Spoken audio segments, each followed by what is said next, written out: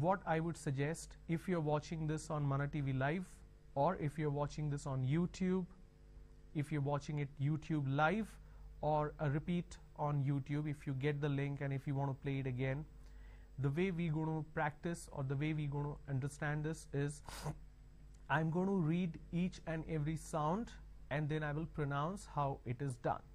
Okay? Alright, let's start the first line. The first line is, it's not P, it is P. So it's P, then it's B, T, D, K, G. Let me repeat.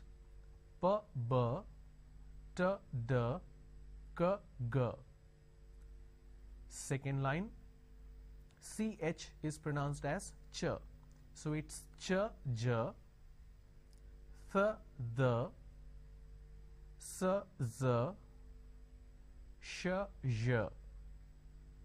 I repeat, ch, j, th, the, s, z, sh, j.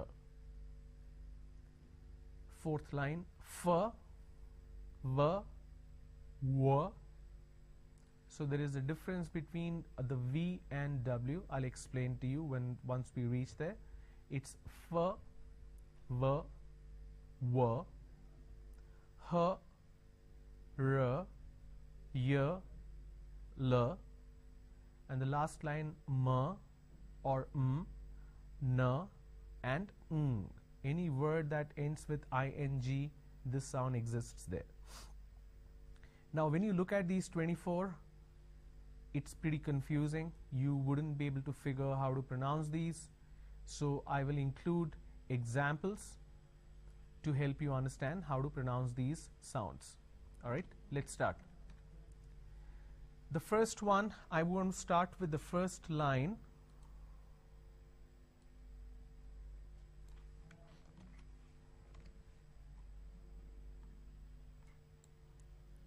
I'm going to make a mention of this here.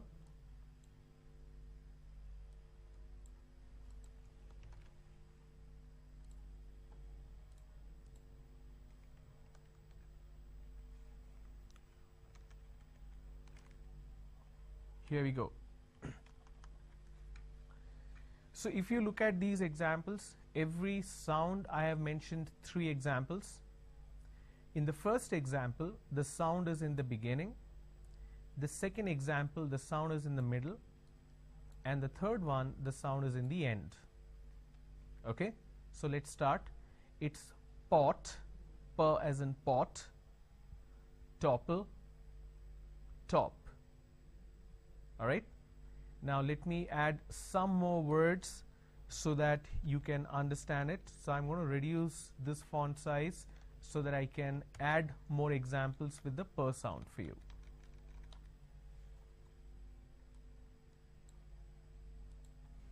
Alright, let's start. Picture,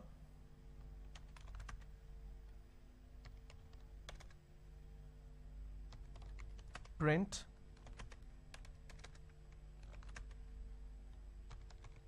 puddle. Puddle means whenever there is a water stagnation on the roads, like in a small hole or pothole, that's called a puddle. It's not poodle, it's puddle. Paint. Now I'm going to use certain words where the sound is in the middle.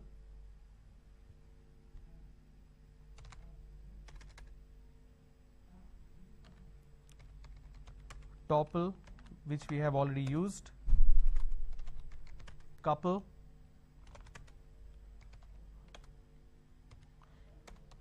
People.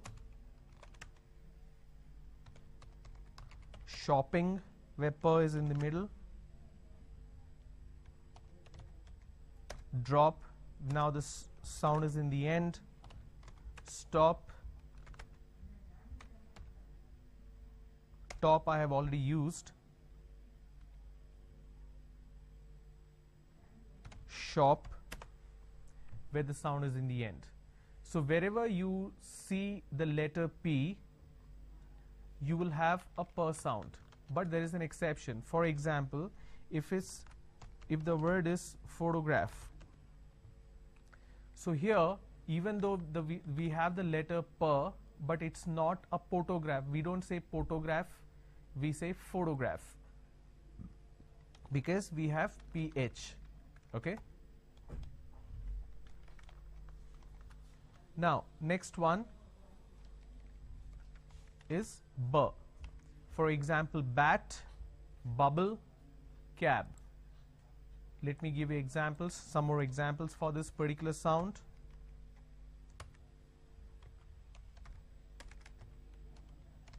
Brick, biscuit, brim, basket. All right. Now examples where the sound is in the middle: trouble,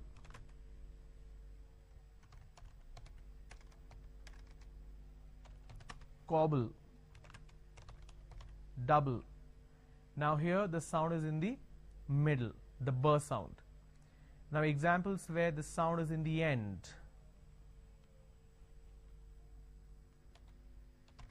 drib, crib, nib, like the fountain pen nib,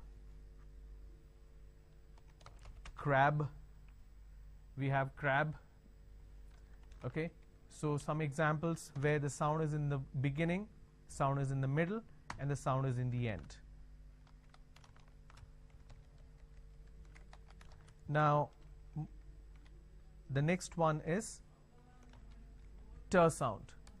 So let's look at certain words: table, bitter, pot. Likewise, what you need to do is you need to come up with more such examples. I just showed you how to build more examples. When you do this exercise, you end up working on your vocabulary as well.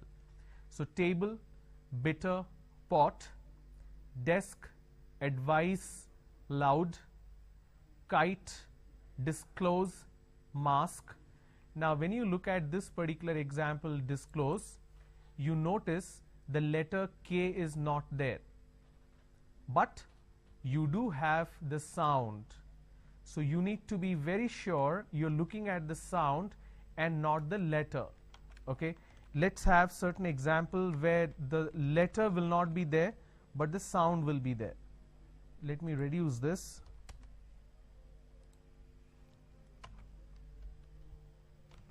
For example, cat,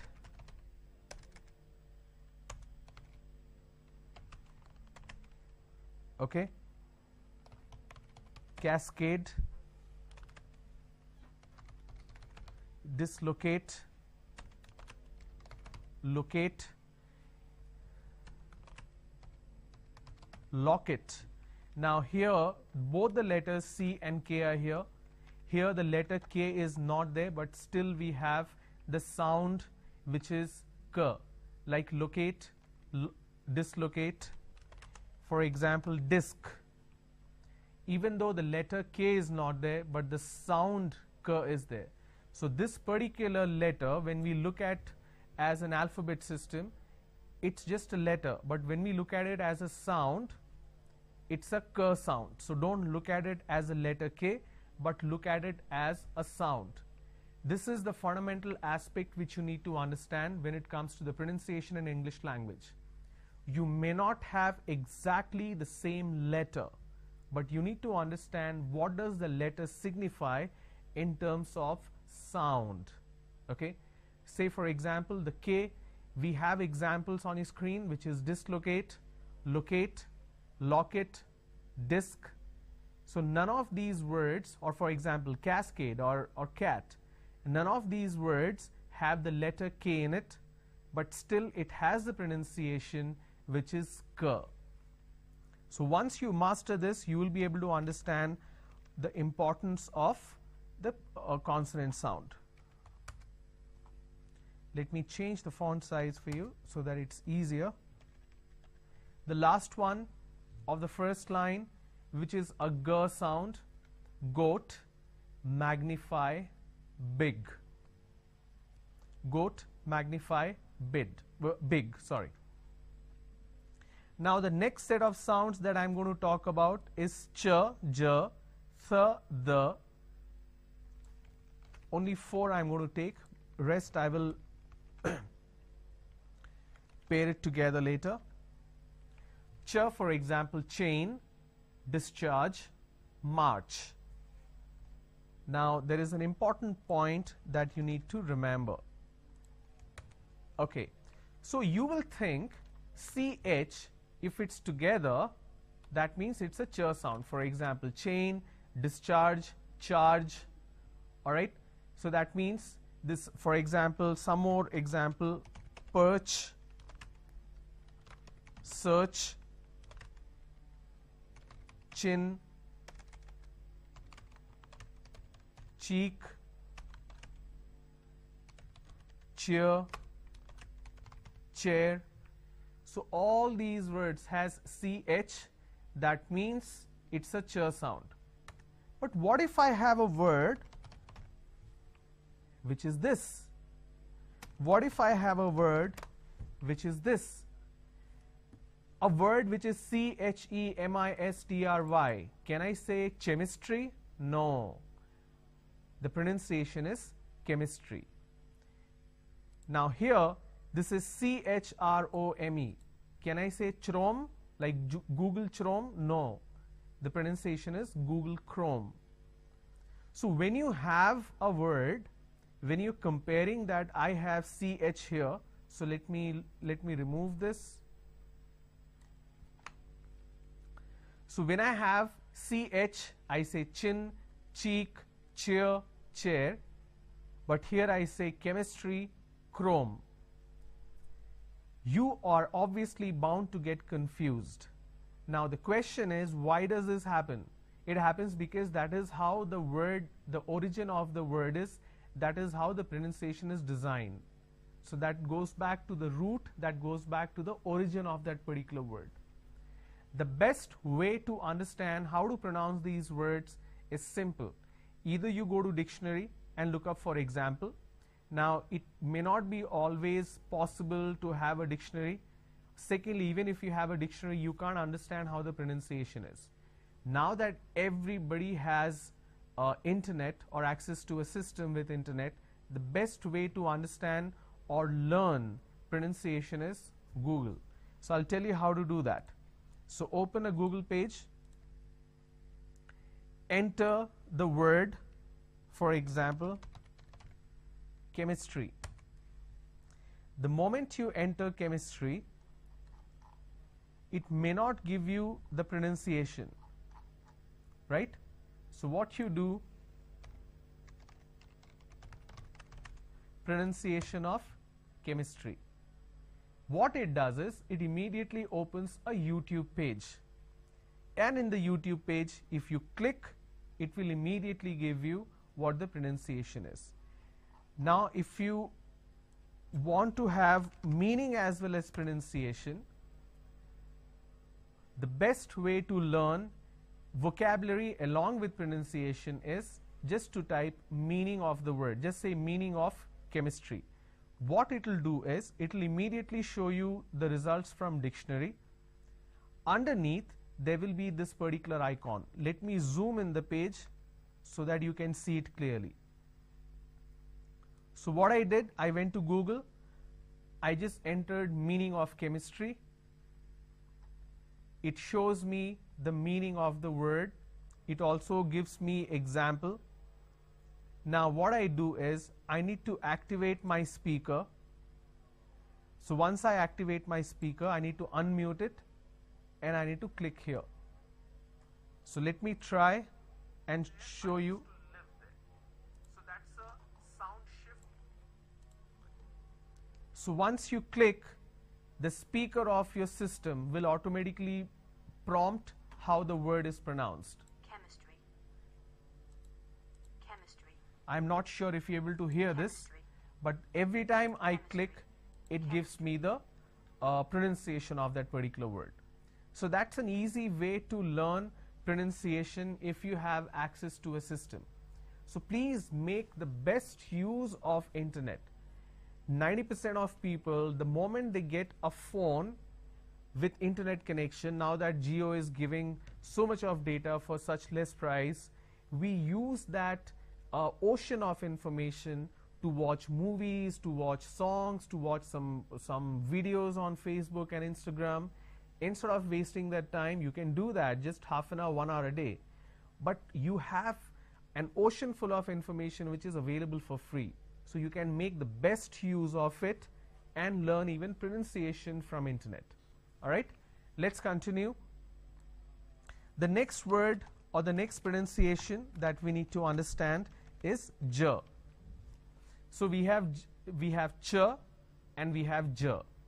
J, for example, joint, budget, charge. Now pay attention. The letter J is missing here for this particular word and for this particular word. So you need to be very, very sure how to pronounce it, and the best way to learn is either from dictionary or from Google.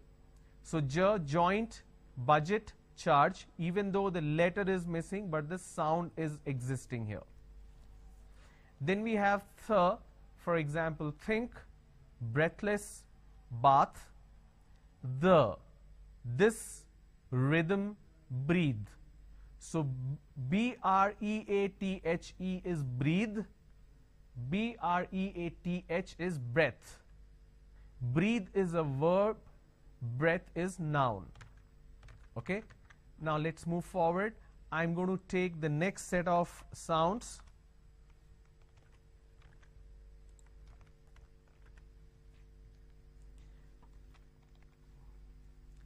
The first one is sir, seal, mistake, miss, z, zoo, disown, breeze, shallow, location, brush, that is for sure.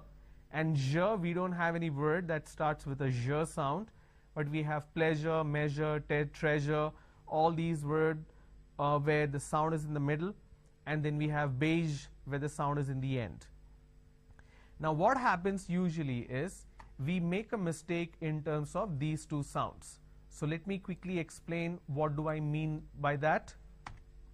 So I'm going to talk about the first one. For example, if I have the word which is student, a lot of people make a mistake and they pronounce this with a sh. Student. It's not student, it is student. All right. Now, when I have this particular word which is zoo, disown, breeze. Now this is a z sound. For example, zebra. For example, zone. For example, zeal. Okay. Now, what people make a mistake is they replace the z with a j. So what they do is they pronounce this as zebra, John,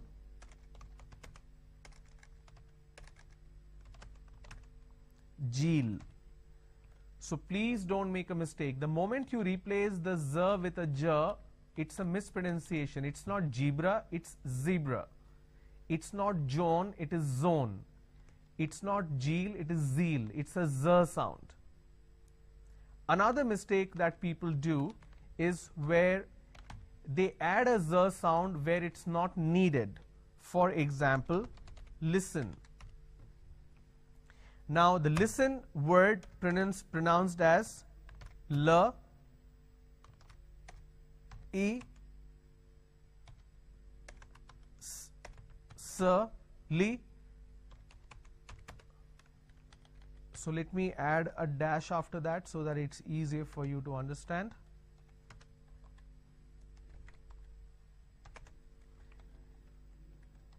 Okay, it's pronounced as li, s, n. Listen. They replace the s with a z and they say listen. It's not listen, it's listen. Even if I add ing, It's listening. You are not listening. I'm listening to music. It's not listening, it's listening. Clear? So don't make that mistake there. Now, as far as the sh and j is concerned, let me add it up here. So we have shallow, location, brush. Now, if you look at this particular word, the letter S and H is missing. But every word that ends with tion is not sh sound. For example, let me add an example here so that you can understand. So every theory that I'm going to talk about, I'm going to give you an example. For example, station. Now, when I have station, I have station. The tion, basically I can say shin. Station, right? So tion means sh. Location, station. Now, dislocation, all these words, tion. Now, imagine if I replace the word, I keep tion, but I replace the first 4 letters. Here, what happens is, instead of saying question, I can't say question because tion is sh sound. No. When I have the word question, the tion becomes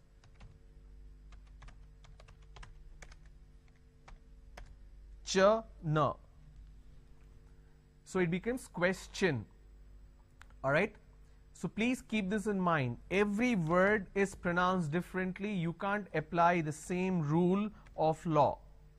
Now, j sound, for example, pleasure, measure, treasure, beige, all these are the words where you have the j sound. Okay? Now, let's move on to the next set.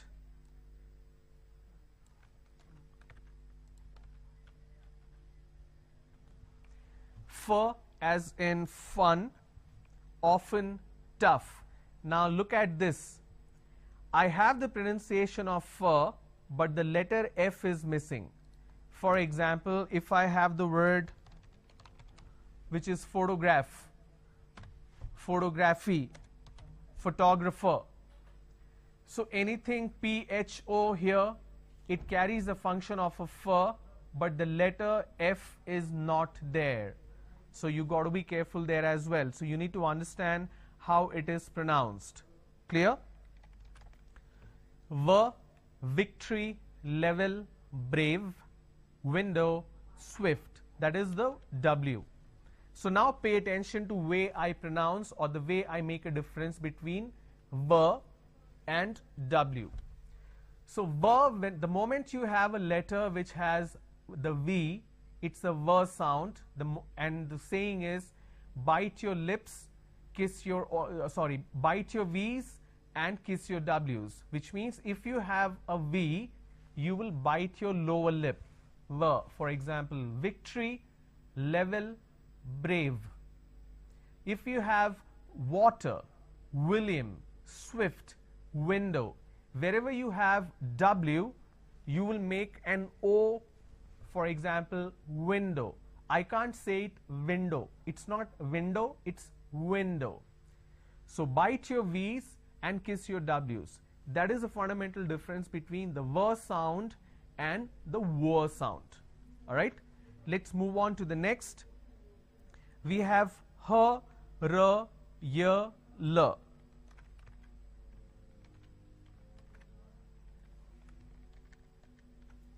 H, for example, hollow, adhere. So wherever you have the H sound, you may or may not have the H. R. Now this R is a soft R sound. It's not R.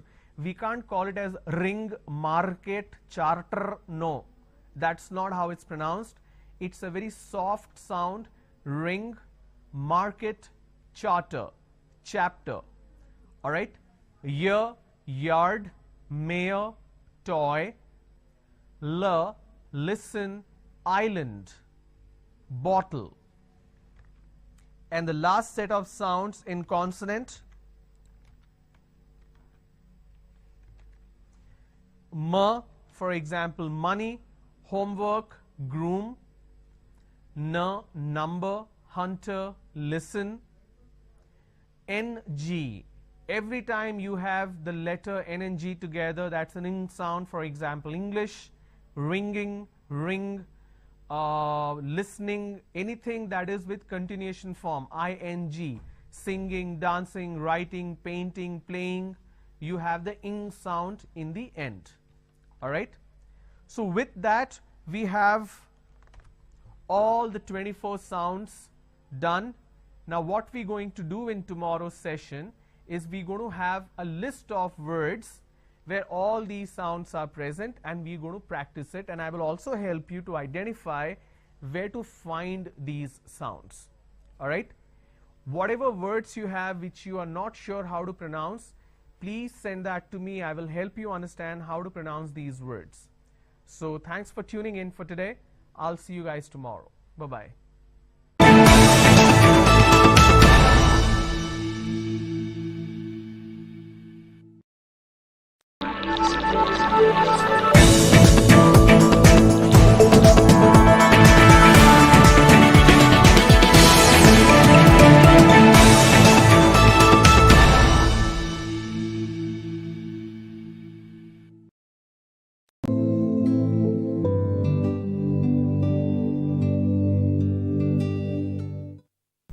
Good afternoon, welcome to today's session. This is brought to you by AP State Skill Development Corporation, and we are conducting this program especially for the employability skill centers.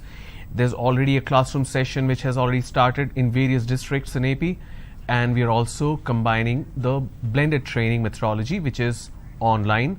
You're watching this live on Mana TV as well as the YouTube channel of Mana TV. Alright, so let's begin. So in the last session we spoke about the consonant sounds. I explained to you sounds in English language since we are speaking about oral communication. I explained how we have 26 letters in English alphabet system. There are 21 consonant sounds. I showed you the list as well as the example. I just want to take you through a quick recap to explain this again.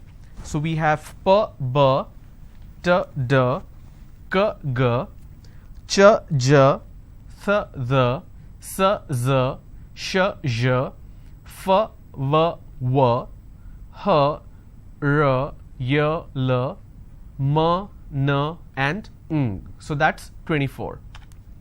I showed you examples of the 24 consonant sounds.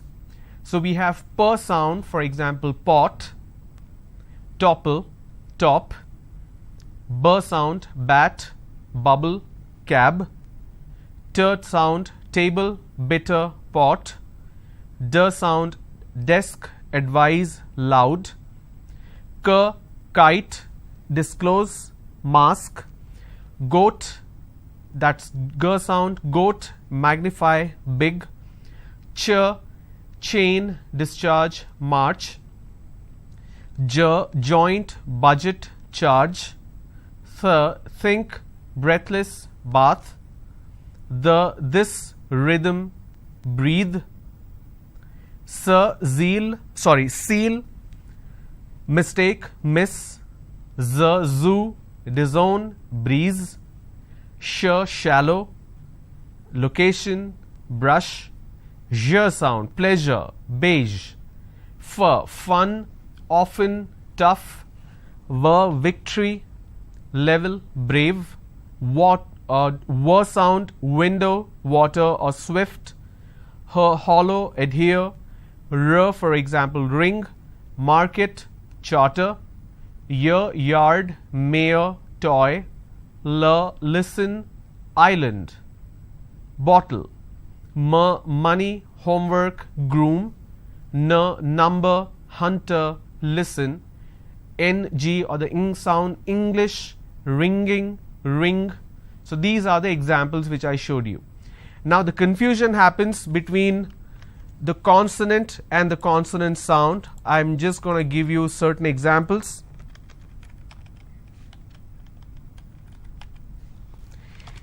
For example, if you see the letter P, this is actually a per sound.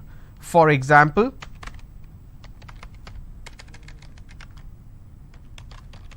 print. Now the letter P signifies per sound, but not always. For example, if I have the word which is photon,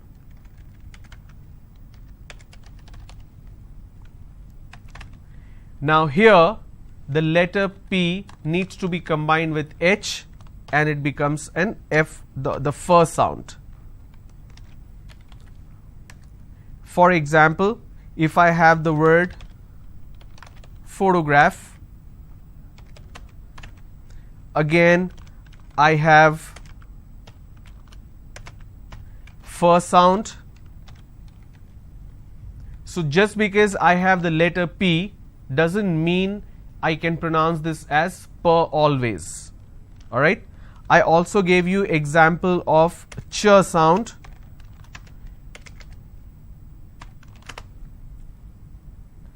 For example, change.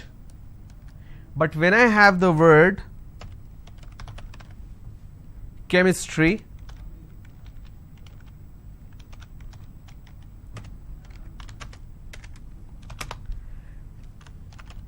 CH becomes k sound. So I say chemistry, I say chrome, so I do not really, or chromium, I do not say chromium or chrome or chemistry. Okay. Likewise, there are tons of such examples. The sounds that you see here, these are mere sounds, so don't look at it as a letter. For example, sir. Now I can have a sound which is or I can have a word where sir is used as a sir sound, S is used as a sir sound. For example, solution. Alright. But if I have a word which is island, I don't pronounce this as Island. So S is silent here. Okay. For example, if I have a word which is pressure, just because I have two S, I can't say press sir, I can't say press sir.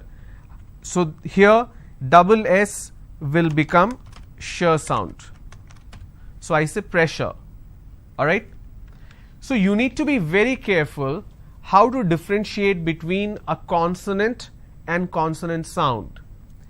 Every word that you pronounce will have a consonant sound, not mandatorily. There are certain words there are no consonant sounds at all. There is just vowel sound. For example, I, first person I. I don't have any consonant sound there, right?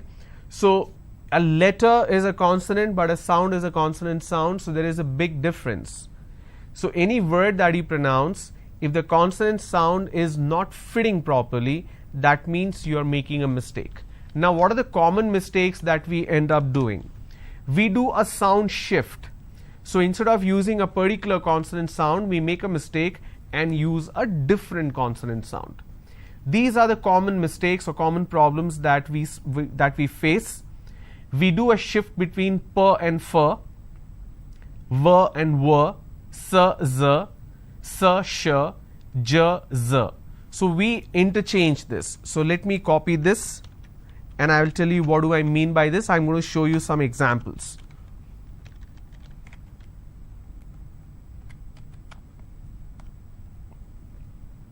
Okay. All right, let's begin.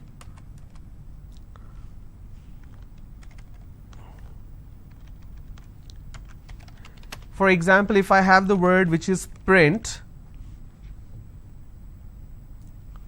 lot of people pronounce this as frint. So that is where the mistake happens. Okay. There are some people who cannot pronounce the per sound, they replace that with a fur sound. For example, if I have a word which is face, they replace that and say pace. Now face is different, pace is different. Pace means speed, velocity. Face means what you see in a person. So when you make this mistake, it leads to change in meaning as well. Okay. Next, I have the word which is victory. They pronounce this as victory. Now remember what I said. If you have the letter V, you need to bite your lower lip. It's victory. And if it's W, you need to make a O out of your lips. So you say victory. No, it's not victory, it's victory. If I have the word water, then I say water. If I say the word vase, flower vase or flower vase, I say vase. If I use the name William, so I make a O out of my lips, I say William. Winter. So it's winter, it's not winter. Okay. Let's move on. Scissor problem. So I have a word which is seal and they replace that with zeal, Z sound. For example, if I have the word listen, they pronounce this as listen. It's not listen, it's listen. And the mistake also happens the other way around. For example, Z and J is a problem. For example, if I have the word zone, they pronounce this as Joan. If I have the word which is page, they pronounce this as page. It's not page, it's page. Searcher problem. Now this happens because of regional influence again. For example, send, and they pronounce this. So if you make a mistake, you will end up pronouncing this as shend, shend it. It's not shend, it's send.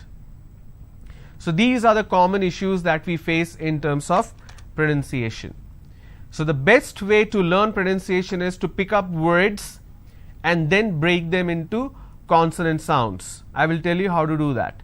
Now let's read these words for understanding the pronunciation.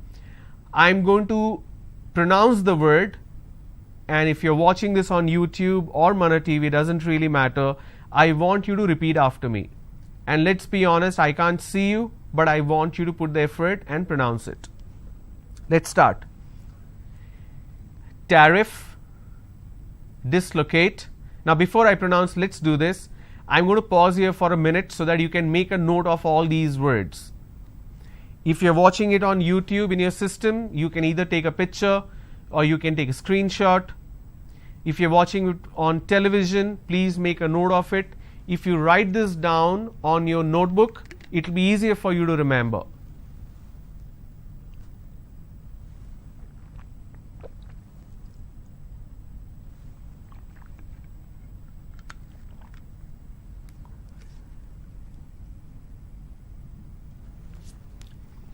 All right, let's start. Tariff, dislocate, possibilities, leverage, discrimination, environment. It's not environment. Please stop saying environment. It's environment. The next is government. It's not government. Don't say government. It is government. Plurality, determination, derivatives, apartment, disagreement, dislodge. C-O-U-P is coup. It's not coop or coup, it's coup. Isolation, quarantine, gesture. A lot of people pronounce this as gesture. It's not gesture just because the letter G is there. It is gesture. Against. Don't pronounce this as against. It's against. Abbreviation. Annihilation. I'm going to repeat the words. Tariff, dislocate, possibilities, leverage, discrimination, environment, government, plurality, determination, derivatives, apartment, disagreement, dislodge, coup, isolation, quarantine, gesture, against, abbreviation, annihilation. Some more words for you. Distance, extra. A lot of people mispronounce this word extra. They say ekestra. It's not ekestra. So let me break down some of the words to make it simple, to make you understand how to pronounce it. All right?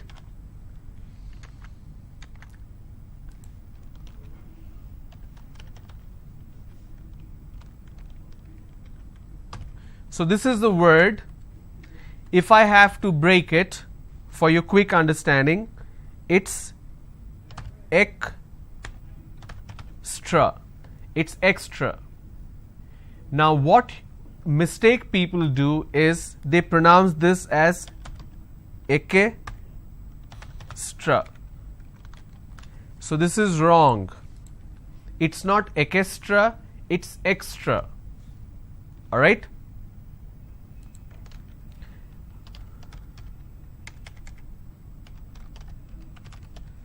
Environment. Environment.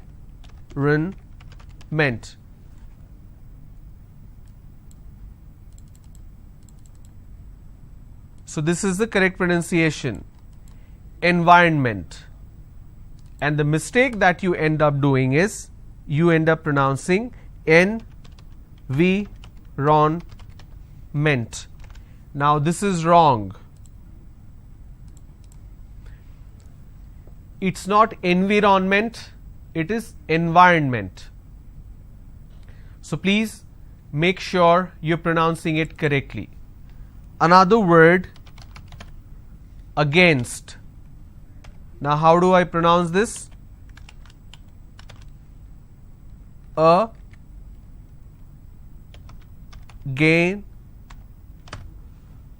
Against. Now the mistake that you end up doing is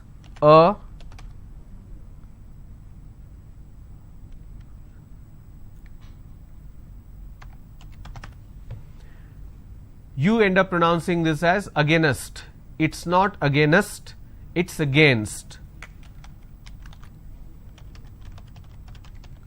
Government. How do I pronounce this?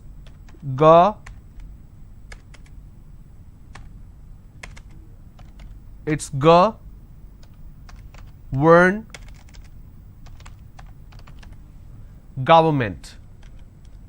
And you pronounce this when you make a mistake as government.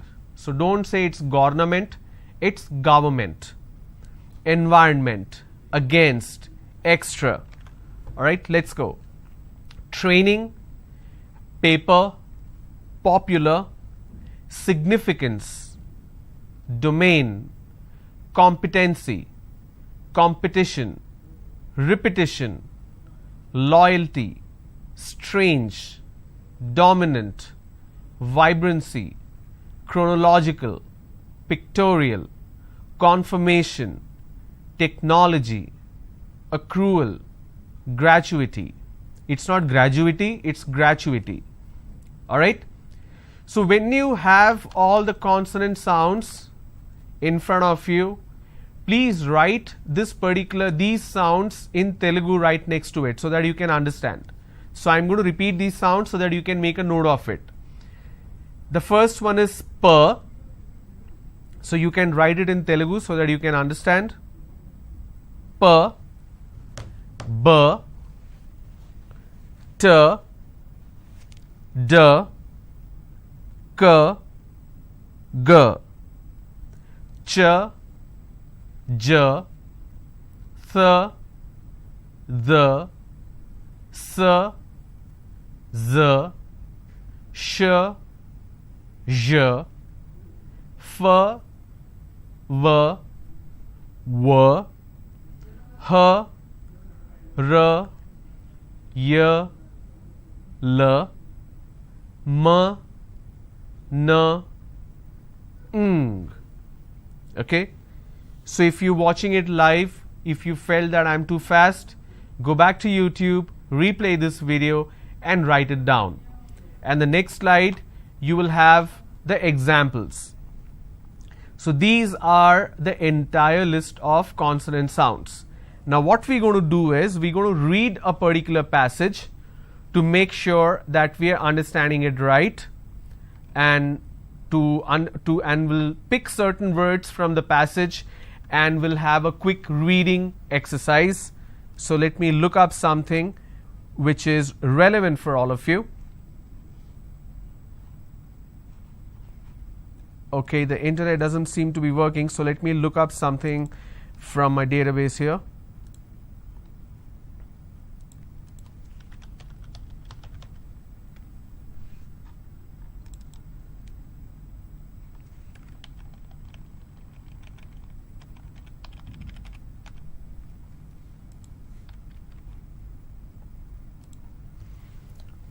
Alright, here we go.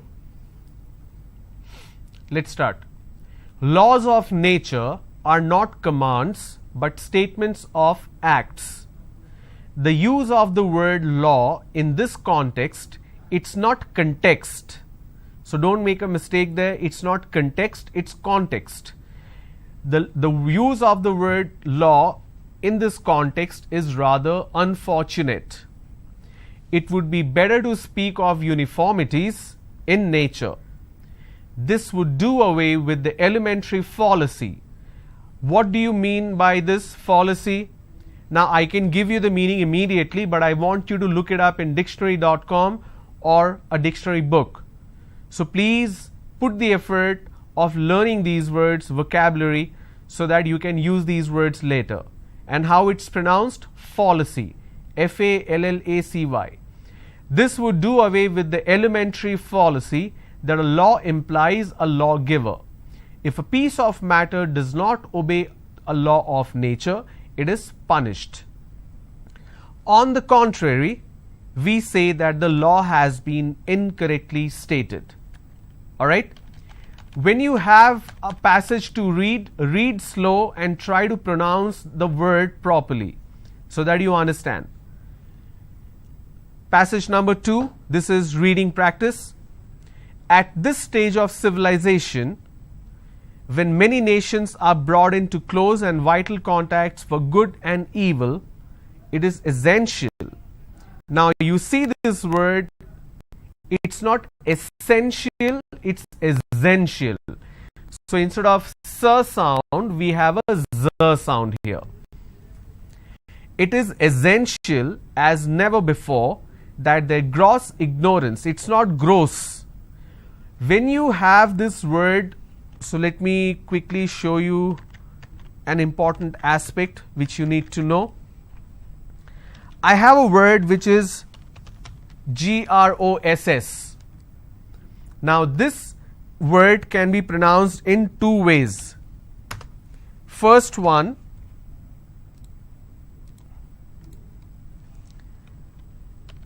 gr o s. I can say gross or I can say gr o s. Okay, this is your word and this is the pronunciation. Clear? Now pay attention what I am doing. This is very important for you to understand the importance of it. Okay. Now if I am pronouncing this as gross, it means it's dirty or vulgar. Okay. If I say gross, that means it's a total before net. For example, you are earning, say for example you are working somewhere and you are earning some money and that money is 10,000 rupees. Now your gross income is 10,000 rupees. On this 10,000, there will be 10% tax deducted as at source, TDS. So your gross is 10,000 minus 1,000 tax is 9,000. So 9,000 is the net on hand. But before that, it is gross, which is before the net, or it's also a subtotal. Clear? So the word is same, the spelling is also same, GROSS, but the way I pronounce it, the meaning changes. You got to be very careful. So let me give you an example here.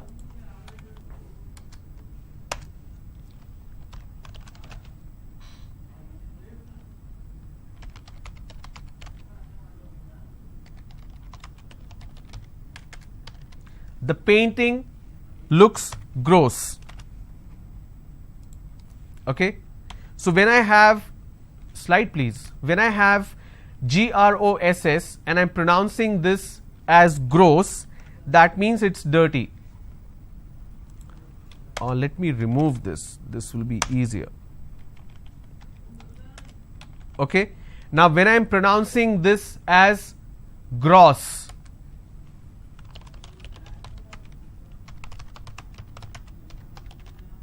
the gross income was 8,000 rupees.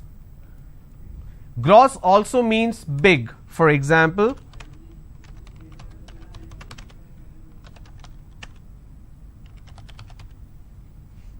just a moment.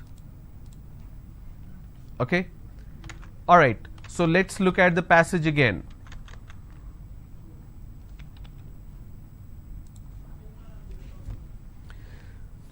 So I'm going to read this up again. At this stage of civilization, when many nations are brought into close and vital contact for good and evil, it is essential as never before that their gross ignorance of one another should be diminished, that they begin to understand a little of one another's historical experience and resulting mentality. It is the fault of the English to expect the people of other countries to react as they do to political and international situations. Our genuine goodwill and good intentions are often brought to nothing because we expect other people to be like us. This would be corrected if we knew the history, not necessarily in detail, but in broad outlines of the social and political conditions which have given to each nation its present character. So you see the word character. I have the letter CH and it's pronounced as K. I don't say character, I say it character. One last passage for quick reading. Today, perhaps your only association with the word polio is the Sabin oral vaccine that protects children from the disease. 55 years ago, this was not so. The dreaded disease, which mainly affects the brain and spinal cord, causing stiffening and weakening of muscles, crippling and paralysis. It's paralysis, it's not paralysis, it's paralysis. Paralysis, which is why I am in wheelchair today. If somebody had predicted when I was born that this would happen to me, no one would have believed it. I was seventh child in a family of 4 pairs of brothers and sisters with huge 23-year gap between the first and last. I was so fair and brown haired that I looked more like a foreigner than a Dawood Bohri. I was also considered to be the healthiest of the brood. Okay, so when you have a paragraph like this, it will allow you to practice. So that's all about the consonant sound. You can replay the video on YouTube and practice these words. What we're going to do next is understand the vowel sounds. Now, before we go ahead and talk about vowel sounds, I just want to leave you with the information that we are only going to talk about 3 different kind of vowel sounds: long vowel, short vowel, and diphthong. Even though we have triphthong and some more categories, it's not really practical for quick understanding, so we will limit our learning only to these three. Now, as a part of your practice, what I want you to do is take any of these words which is listed. Say for example, let me just take 2 to 3 words.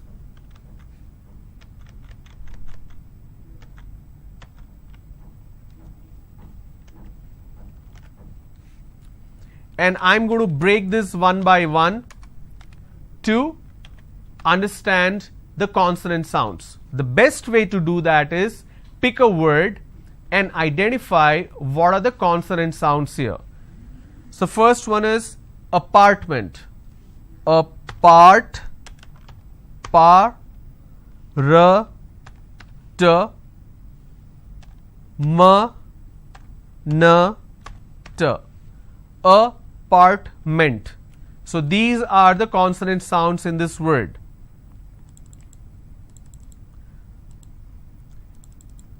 Next, disagreement. D, s, disagreement. So we have g sound here, then r, disagree, m, n, t. Disagreement. Then the last one in this list is dislodge. So it starts with a d sound, d, s, l. Now you see the letter D, but it doesn't mean that the sound exists here. So please don't get confused there. Okay? D, s, l, j. Even though the letter J is absent, but this letter G carries the j sound. Okay? So when you are able to break these, so let me expand it. When you are able to break these into all the consonant sounds which is available in that particular word, you will be able to master, or you will be able to understand how consonant sound works. So apartment, a is a vowel sound, so we left that. Apartment. Disagreement. D, s, g, r, m, n, t. Disagreement. Dislodge. Now this is an amazing example. Dislodge, even though we have the letter D, but we have the sound D only in the beginning. We don't have the letter J, but the G carries the function of J. Likewise, you need to break these words into all the consonant sounds so that you understand it better. So when you have the consonant sound written in front of you, pick any word. While you're talking, it can be a simple word like a pen. For example, phone, computer, table, chair, anything which is around you. So try breaking it down to consonant sound and you will be able to understand and master it. Next session we will talk about vowel sounds. Now when you combine the consonant sound and vowel sound, then you will understand the entire sound structure. Okay? So whatever questions you have, please post on the comment section of the YouTube video that you're watching. You can find it online. And if you have any words where you need my help to pronounce it, please post those words. I would love to take your questions and provide you with the answer. Thanks for tuning in today. I'll see you tomorrow. Bye-bye.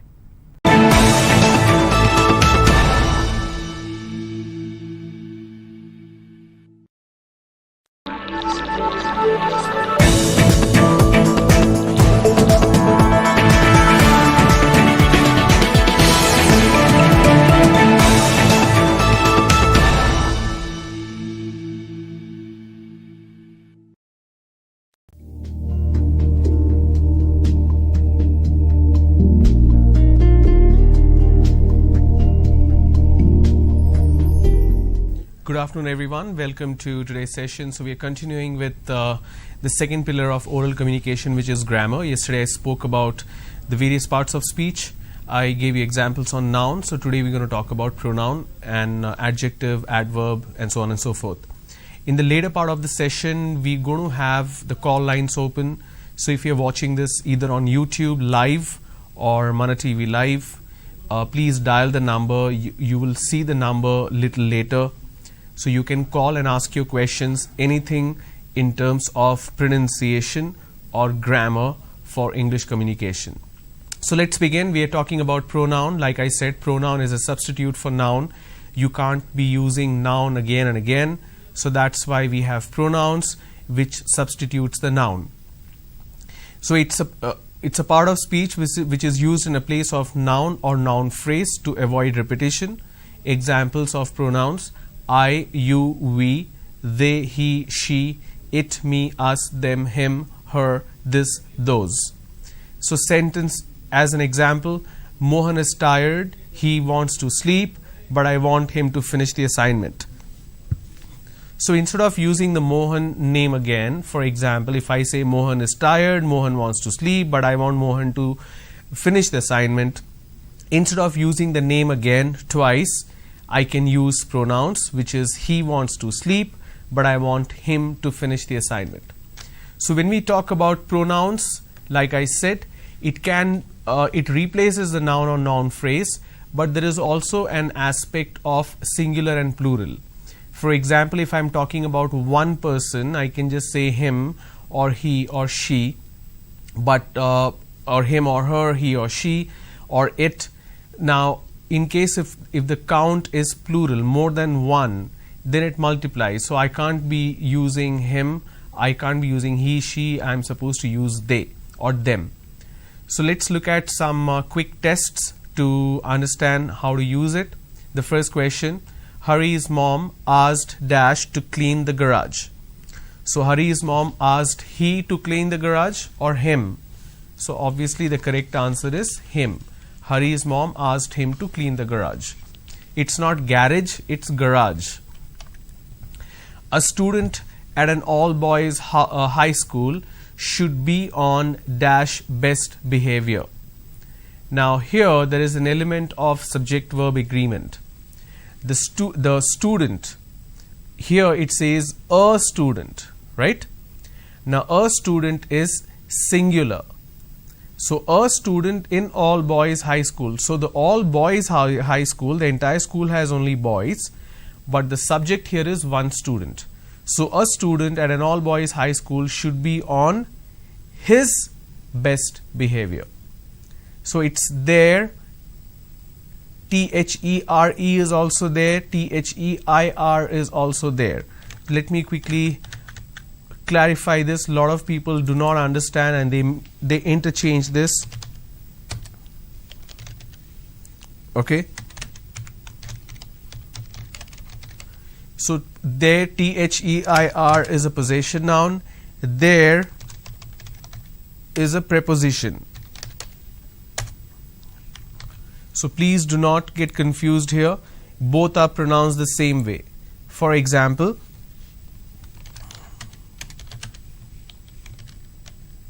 let me zoom this.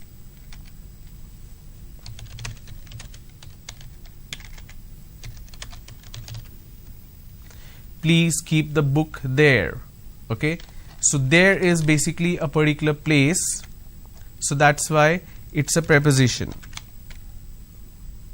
Now when I say there is THEIR, that's a possession noun.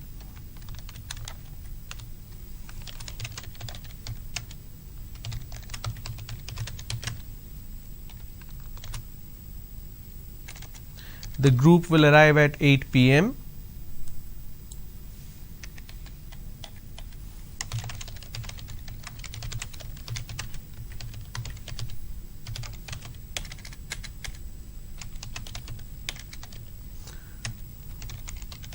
And they will make their arrangement. Whose arrangement? Their arrangement. So THEIR is a possession noun. THERE is a preposition. So don't get confused there.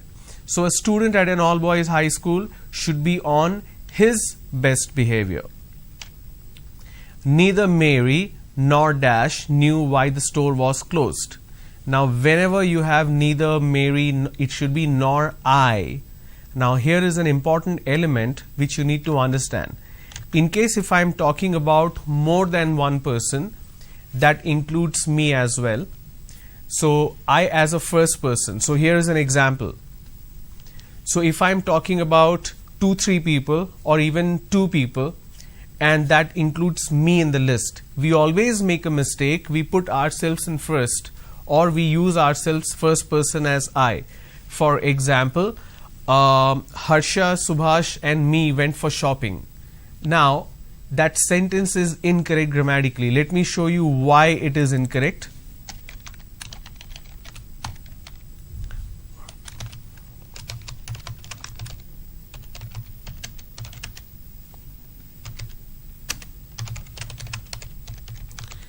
This is how people usually speak, right? Now there is a fundamental grammatical mistake here. So basically I'm talking about 3 people here, Harsha, Subhash and me, that is the first person. So Harsha, Subhash and me went for shopping. Now imagine if these 2 gentlemen are not in the list. Can I say me went for shopping? No, that's incorrect. Another way of making a mistake where people usually use this,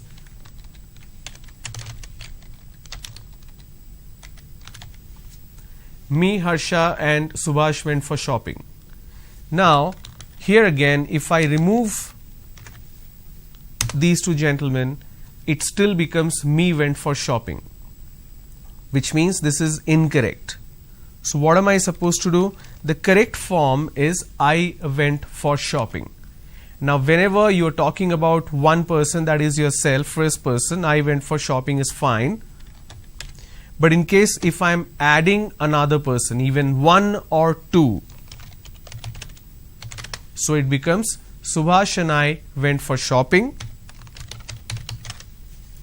or I can add more number of people, Harsha, Subhash and I went for shopping. So whenever you're talking about yourself in a group and you have to specifically mention the persons as well as yourself, you will always, or the first person will always be in the end. Okay? So here, neither Mary nor I knew why the store was closed. I can't say me knew why the store was closed. No, the correct form is I knew why the store was closed. That's why I is the correct option here. Next, after the training, you and dash must discuss a few things. Again, same situation. After the training, you and I must discuss a few things. Alright. Now, moving on to adjective. Now, every noun, when it gets qualified, when I'm adding a quality or a type to a noun, that is basically adjective as a part of speech. So, an adjective describes, modifies or gives more information about a noun or pronoun as well, because pronoun is a substitute for noun. Examples: big, happy, green, young, fun, crazy, tree, all these are adjective. For example, the little girl had a pink hat. Now the girl is noun. So let me take this example.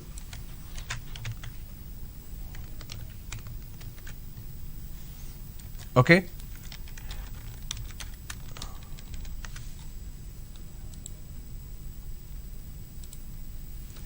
I hope you can see that's blue.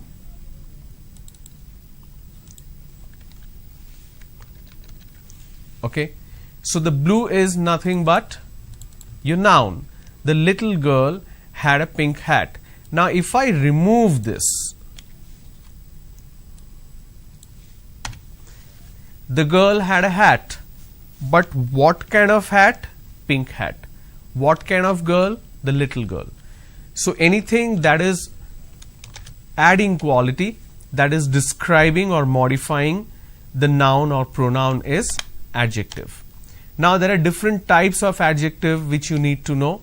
Something that adds quality, for example, dangerous chemicals, green vegetables, a square box, quantity as well. So not just quality but also quantity. He has eaten 3 apples. I don't have much money. This long, thin centipede has many legs. So long, thin is also an adjective here.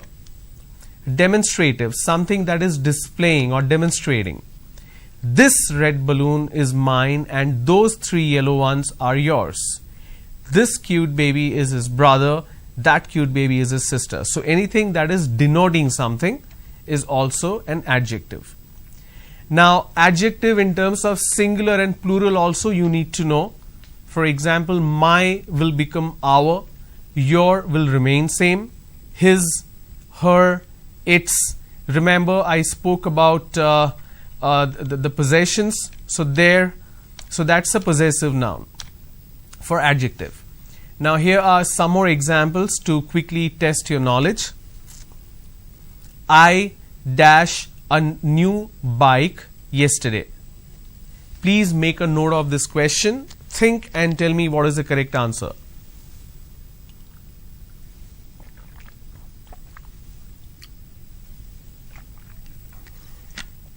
I bought a new bike yesterday. So the correct answer is A. If you don't hurry up now, you dash late for school. Question number 2. If you don't hurry up now, you dash late for school. You have been, you are, you will be.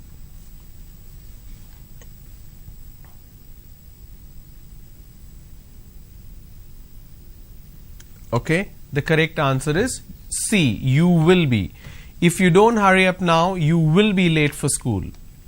Number 3, I would spend my holidays in London if I dash enough money.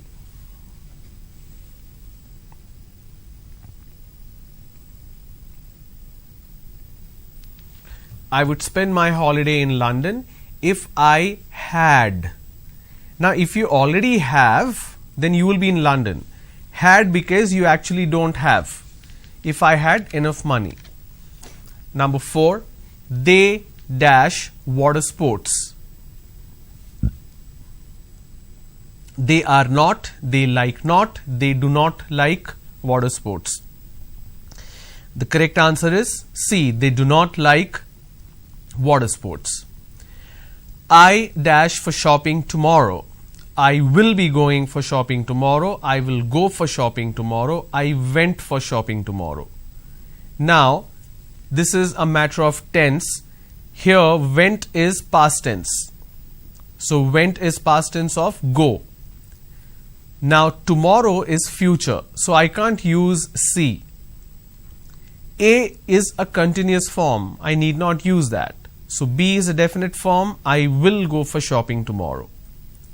Ram and his team, that's number 6. Ram and his team dash recently won a tournament. To answer this question correctly, you need to understand something called, now let me quickly explain this to you.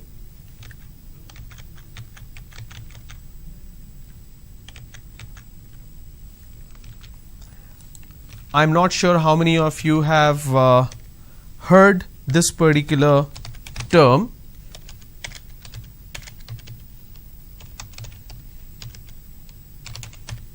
Subject-verb agreement. Now, what do we mean by subject-verb agreement? Let me quickly demonstrate that to you.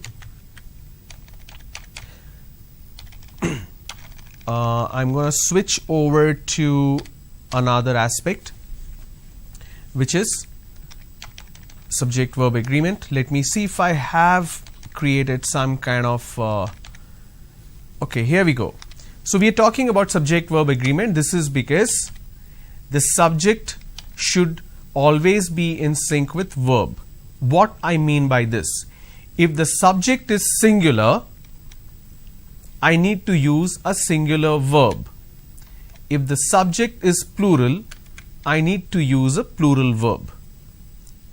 Now, as simple as it sounds, we always make a mistake. So the reason I put the Superman symbol, in case if you have he, she, it or any of singular form of verb, the singular form of subject, you will use a singular form of verb. What do I mean by this? See here, the players and the umpire is or are tired. Okay, the second sentence is the players or the umpire is or are tired. So what do we need to do here? Now when I'm using and, I'm combining two singular forms. That becomes plural. So I will use the plural form of verb. Now how do I identify what is singular form of verb and plural form of word? Let me quickly demonstrate that to you.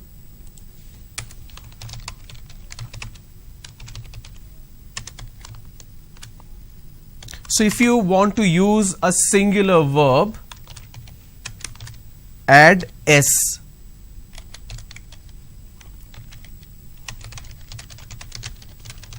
At the end of the verb. Okay.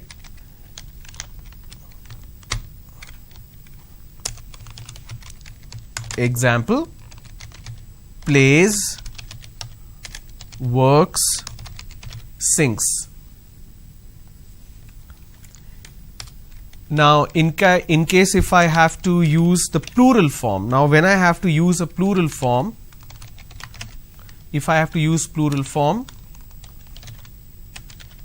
drop the s at the end of the verb, which means if I have to talk about the same examples, I will remove the s at the end of the verb. So remember it that way. If it's a singular verb, add s. If it's plural verb, drop the s. So in case if your subject is singular, use s at the end of the verb. If the subject is plural, drop the s at the end of the verb. Okay, let me show you some examples to help you understand this better.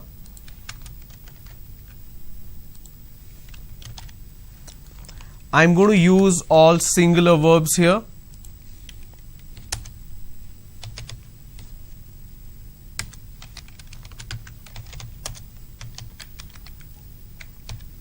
He plays cricket. She sings very well.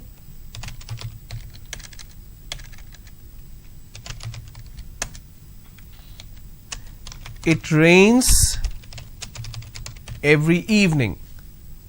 So if you pay attention to the verbs here, action, I am adding an s at the end of it because my subject is singular. Now if I have to use a plural subject, they play cricket. They, or for example, she is singing very well. Now that my subject is plural, I just say they are singing very well because are is a plural form of is. It rains every day. Now there cannot be a situation in terms of a climate for plurality, so we'll leave it at that. Okay. So when you have a situation like this where you are bound to get confused, the players and umpire is tired or are tired, it should be are tired. That's because when I'm using and, I'm combining these two. Even if it's player and umpire, I'm combining. But in the second case, this is where you will get confused. The players or the umpire is tired or are tired. Here you will use is tired because this is an or situation. So if it is or, after the or, the subject, the closest subject is umpire, which is singular form. And if I have a singular subject, I will use singular verb. Okay. So when we look at some more questions, you will be able to identify more such situation Now when you see a question, you will be able to identify what should be the correct answer. Alright? So let's move on. Let's look at this question again. Number 6. Ram and his team dash recently won a tournament. Now this is a trick question because Ram is part of the team and team is a collective form. It's just one. Ram and his team have recently won? No. Ram and his team has, because it's a singular form. The subject is singular, so I'll use has. Number 7, please make a note of this question. They dash put in all the hard work for the success of the team. They dash put in all the hard work for the success of the team. Now they is a plural form. Now if I have a plural form, I will use plural verb. What is the rule? Drop the S. So I have this particular verb which doesn't have an S. So I will use they have put in all the hard work for the team. Number 8, I think we dash the training session next quarter. Now next quarter means it's in the future. I think we dash the next session, the training session next quarter. I think we begin. No, we will begin the training session next quarter. We are beginning. No, that's not the right form. We are going to begin. That is again a incorrect form because it's a transliteration. So we will begin the training session next quarter. Tomorrow we dash at 2 p.m. Tomorrow we will meet. We meet. We are going to meet. We are meeting. So number 9, this is very easy. So look at the question and think what is the correct answer.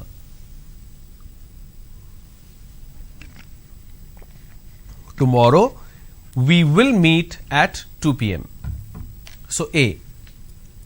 Could you please dash me some money? Could you please borrow me or lend me?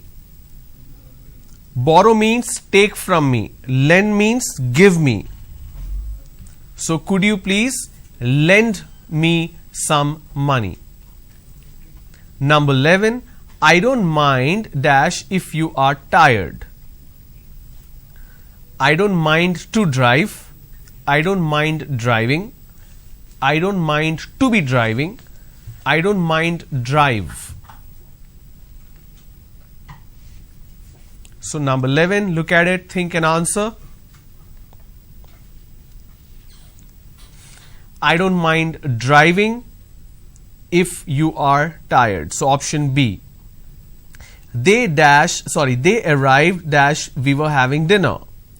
They arrived while we were having dinner, when we were having dinner, during we were having dinner, for we were having dinner.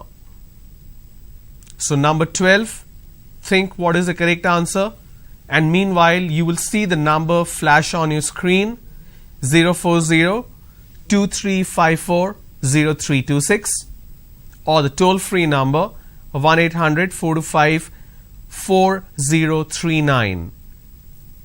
If you have any questions about the portions that's been completed so far, which is pronunciation and a little aspects of grammar, if you have any questions, please call and ask your question.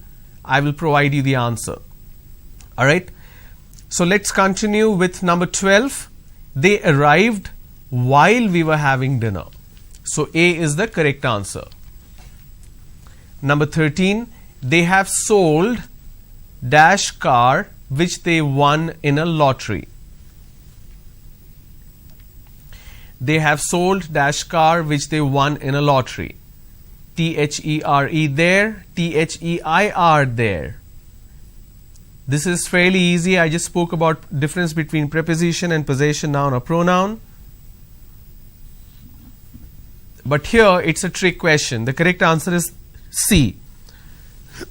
In this case, they have won the car in the lottery. So denotatively speaking, C is the correct answer. They have sold the car which they won in a lottery.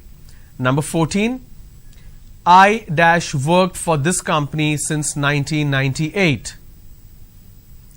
I worked, I am working, I work, I have worked. Now, to answer this question, we need to understand something fundamental.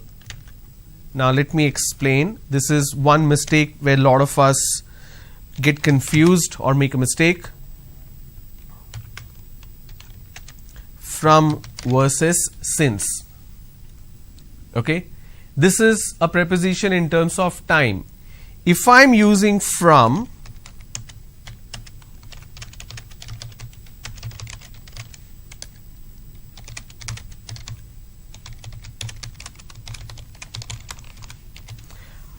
I should be using from when I have specifics on when did it start and when did it end. Okay? I will use since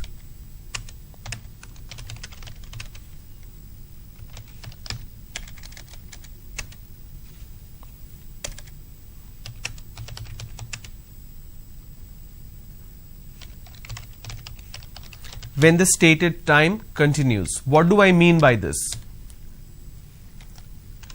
Let me show you an example.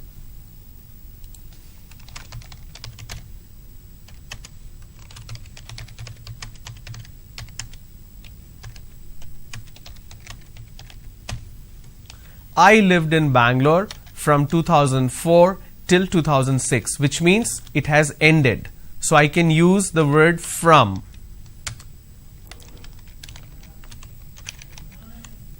If I have to continue in the same way,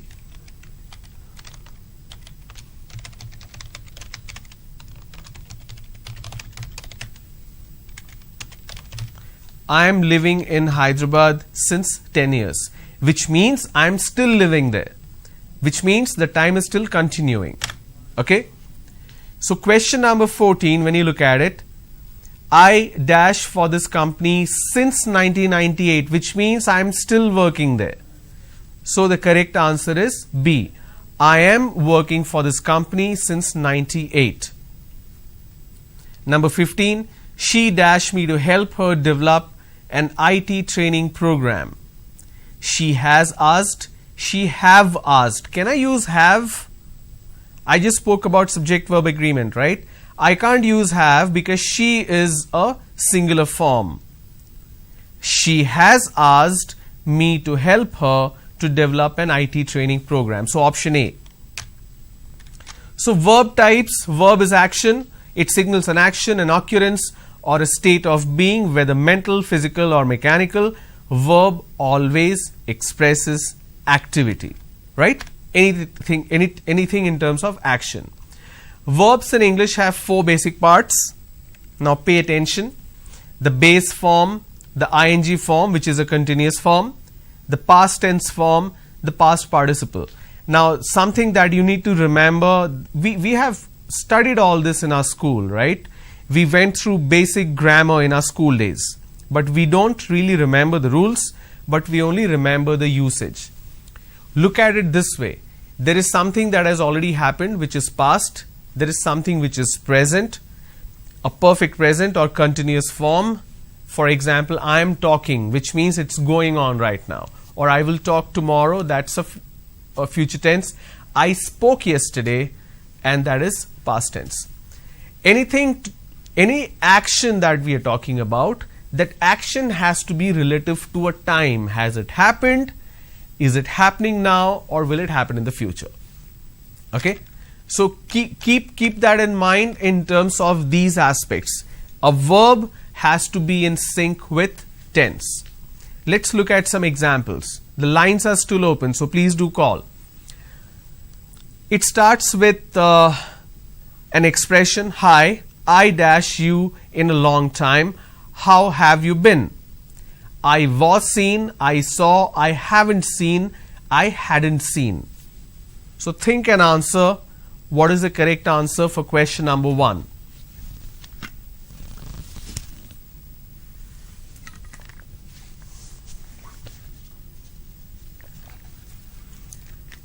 option C is the correct answer. Hi, I haven't seen you in a long time. How have you been? Number 2, yesterday I dashed to see my grandparents.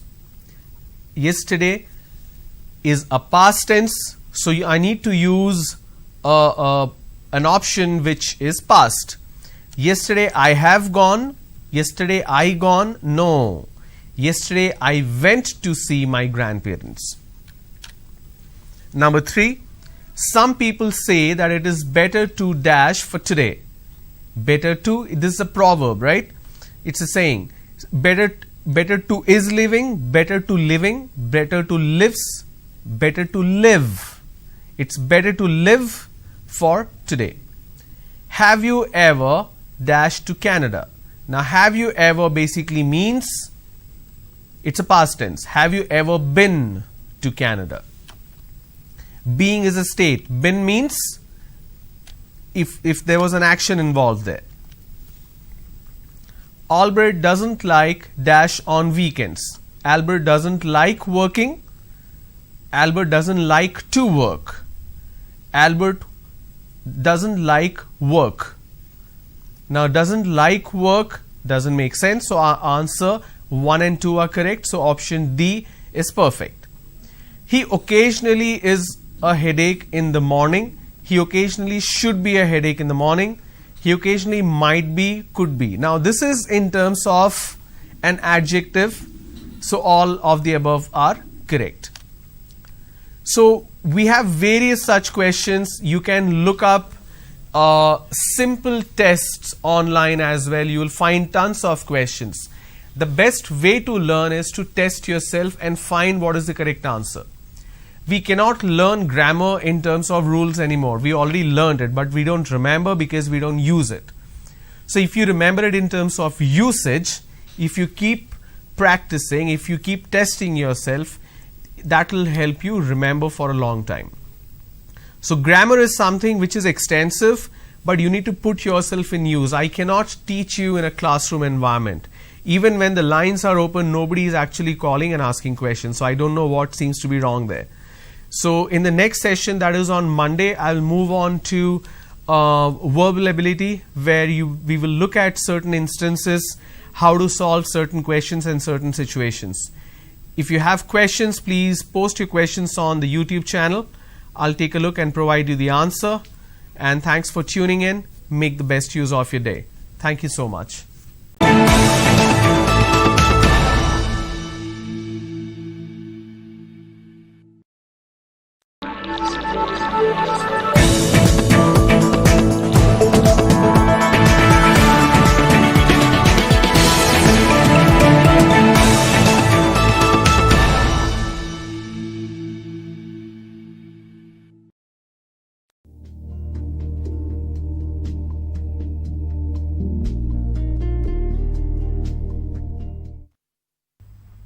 Good afternoon, everyone. Welcome to today's session. I hope you had a great festival back home.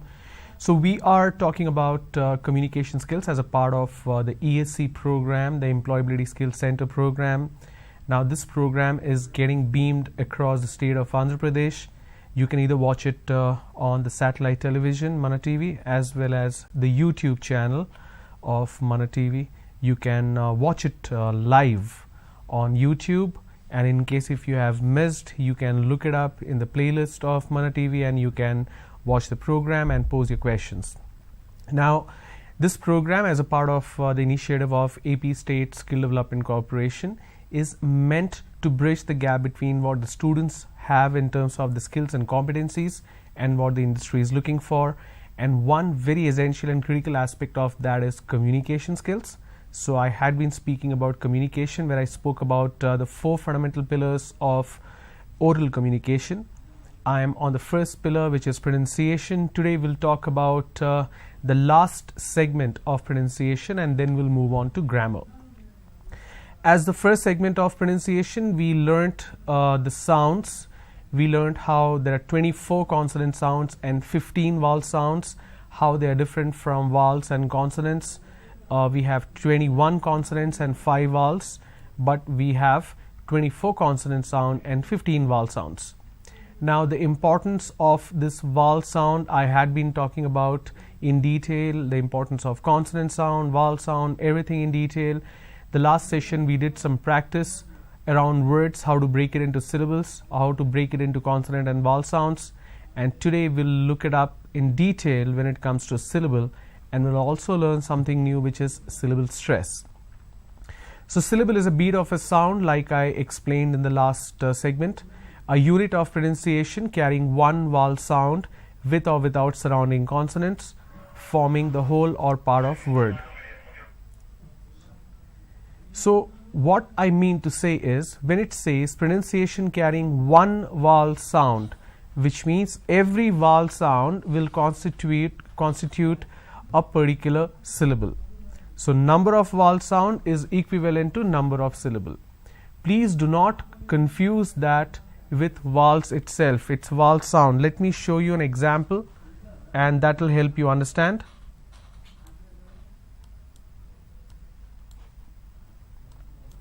Let me expand this a little bit so that you can see it clearly. All right. Take for example, I have a word which is country. Okay. All right. Now, how many consonants do I have?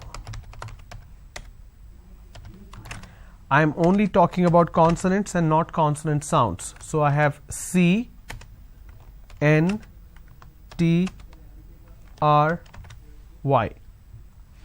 So C, N, T, R, Y, these are consonants, and vowels I have O and U. Now let's look at how many consonant sounds we have.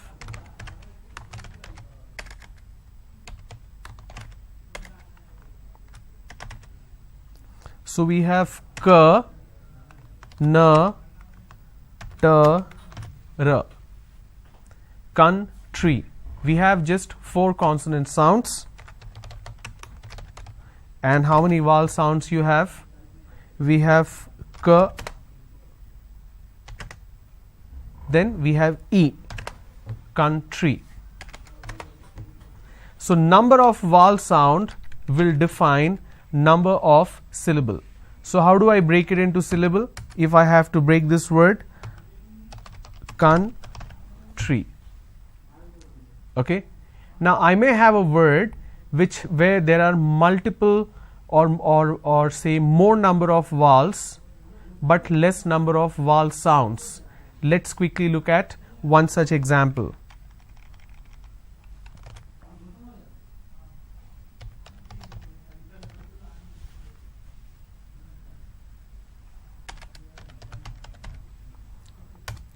Okay, I have the word photography here.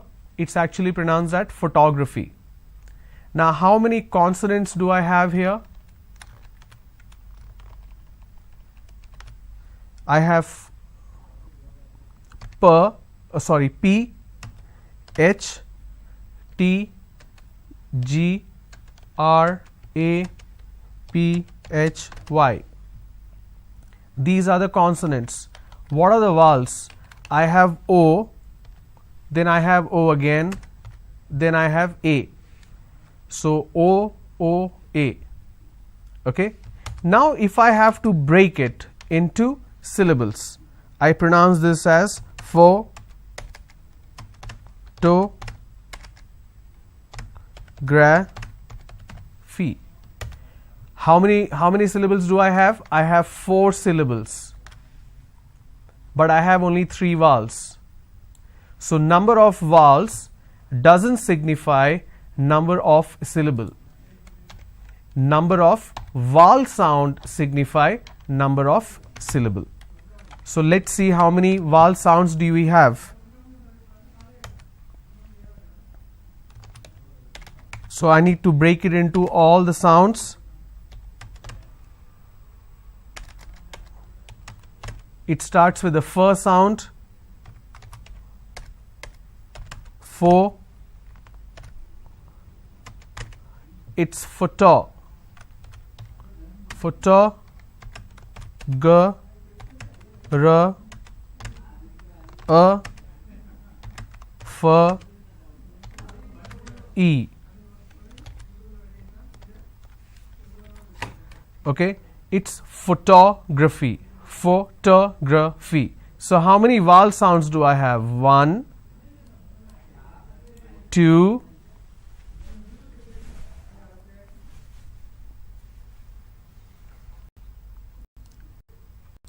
3 and 4.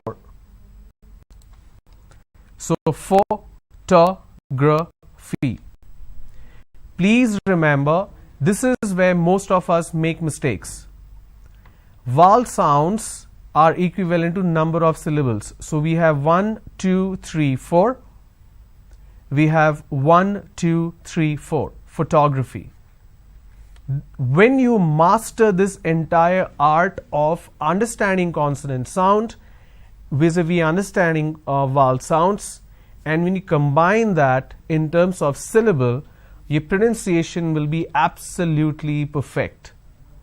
The reason people fail to understand when somebody else is speaking is because of 2 to 3 reasons. One is you do not have the right pronunciation.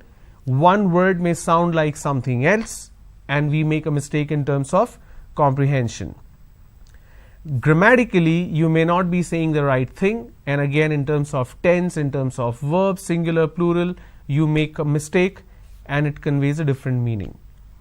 You may not be using the right word in terms of vocabulary. When I talk about vocabulary, I'll give you a lot of examples where we end up using wrong words without understanding the context. And then we have fluency. Now fluency will come when you have the right pronunciation, right grammar, and the right vocabulary. Okay, let's continue.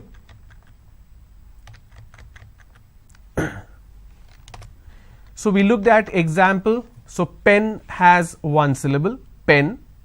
Then we have pencil, 2 syllables.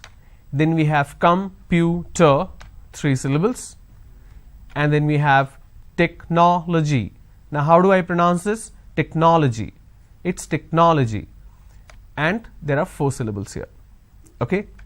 The point that I was making in terms of the last session was there are certain words which has pretty much the same pronunciation. Some of the word may have the same spelling, but it needs to be pronounced differently, and that is what it denotes differently in terms of parts of speech and in terms of context.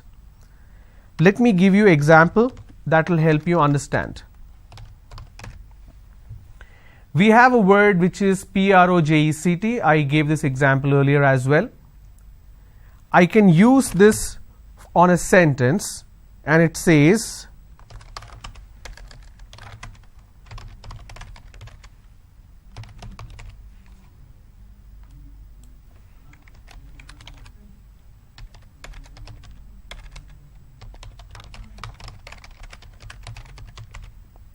please project the presentation on the screen. It's not in the screen, it's on the screen.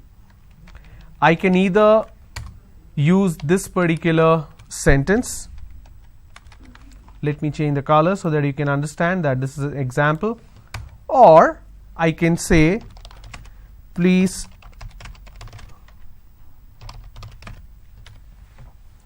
now this particular word is common between both the sentences, right? This is what we are talking about. Now when I'm using the first sentence, I'm supposed to pronounce this with a stress where I say project. This is the word, but I need to stress on the second syllable. There are 2 syllables, right? But I need to stress on the second syllable. When I do that, it means it's a verb. Now that's a rule of pronunciation. When I'm stressing on the second syllable, it's a verb. Okay? When I'm stressing on the first syllable,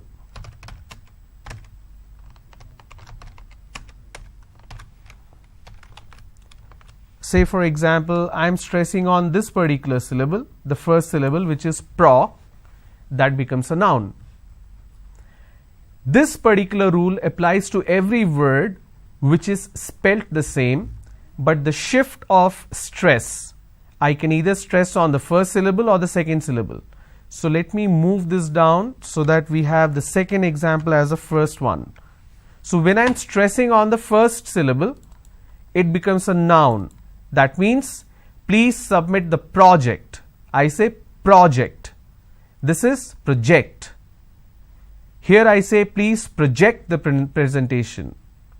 Here I say please submit the project. So when I say project, that becomes a noun. When I say project, that becomes a verb. So when you're shifting it, and there is a change in terms of the vowel sound as well. When I say project, I'm using per, r and o, project. When I say project, I'm using per, r, o. So when I have project, it's an o sound. When I have project, I have an o sound. But the bigger aspect which you need to understand is the stress on which syllable. Like project and project, there are other examples. For example, subject. Okay, I'm going to move this down so that I can use the noun as the first example.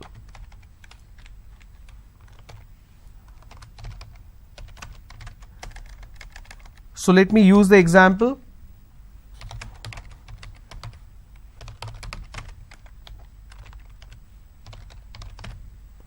Biology is an interesting subject. I'm stressing on the first syllable. So I say biology is an interesting subject. I'm stressing on the first syllable. Okay. Now,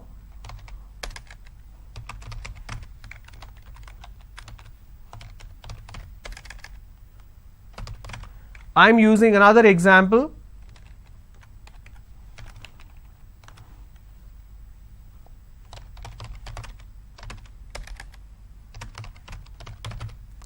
Please don't subject the students to any tests. So here my stress has moved to the second syllable. For example, when I say the exam is scheduled at 4 o'clock, the timings is subject to change depending on the circumstances. So that becomes a verb. Okay. Likewise, there are tons of such words where the shift in the sound will lead to change in the meaning. It could mean a noun, it could mean a verb. All right. Now, one word where a lot of us make mistake, where we do not have complete clarity, is this particular word. Okay. Now, let me get rid of this example here. Let me explain what are the two different types of pronunciation. I can pronounce this as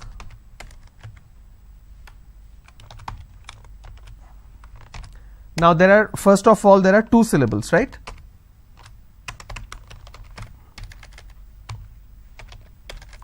All right. Now, I can either pronounce this as k or n, then tent. I can either pronounce this as content or I can pronounce this as content. So, content, content. We don't really understand what to be used where. That is where we make a mistake. Now, when we pronounce this as content, the meaning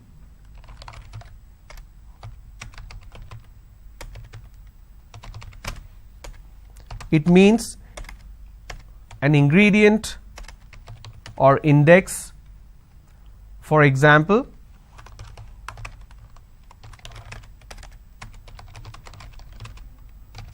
please give me the content for the training.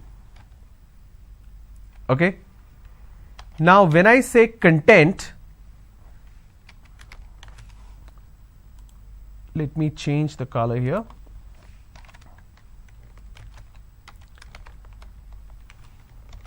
Now when I say content, this means being happy. For example,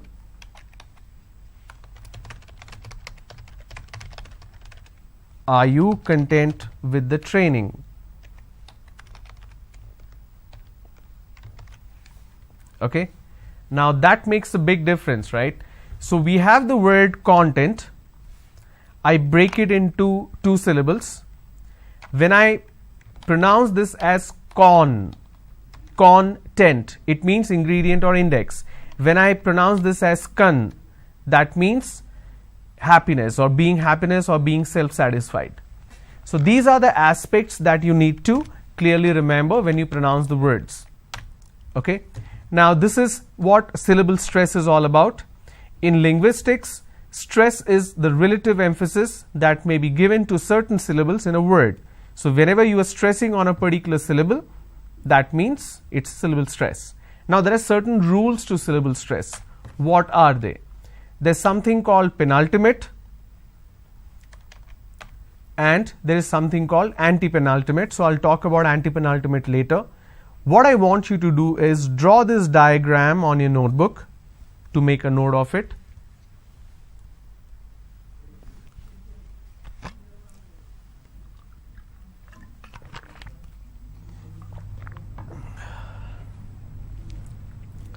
Penultimate means last but one or second last, right? So this is the word ending. What do we mean by word ending? So these are the word endings. There are a lot of English words that will end with any of these. Now when the rule says when a word ends with these as ending, the stress should be on the second last or the last but one syllable. Let me show you an example that will help you understand what do I mean by this.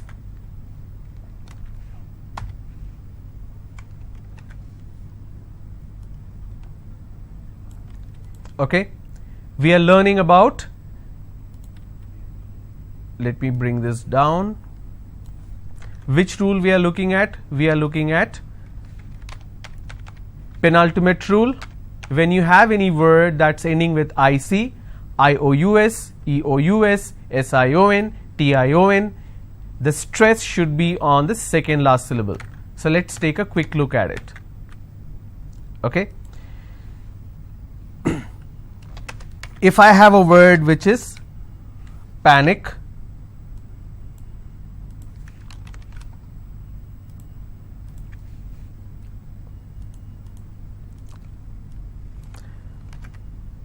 I will quickly change the format so that you can understand this better.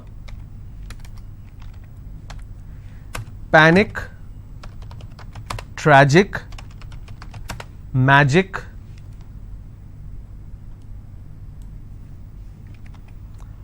any more words that ends with IC? Picnic. Okay. The rule says in case if you have any word that's ending with IC, the stress should be on the last but one syllable.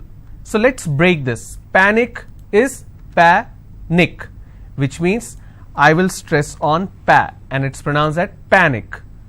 Tragic, tragic, I will stress on tra. Magic, I will stress on ma. Picnic, I will stress on pick. Let me bring this down. Okay. Now what if I have a word which has more than two syllables? Then what happens? Let's take a look at it.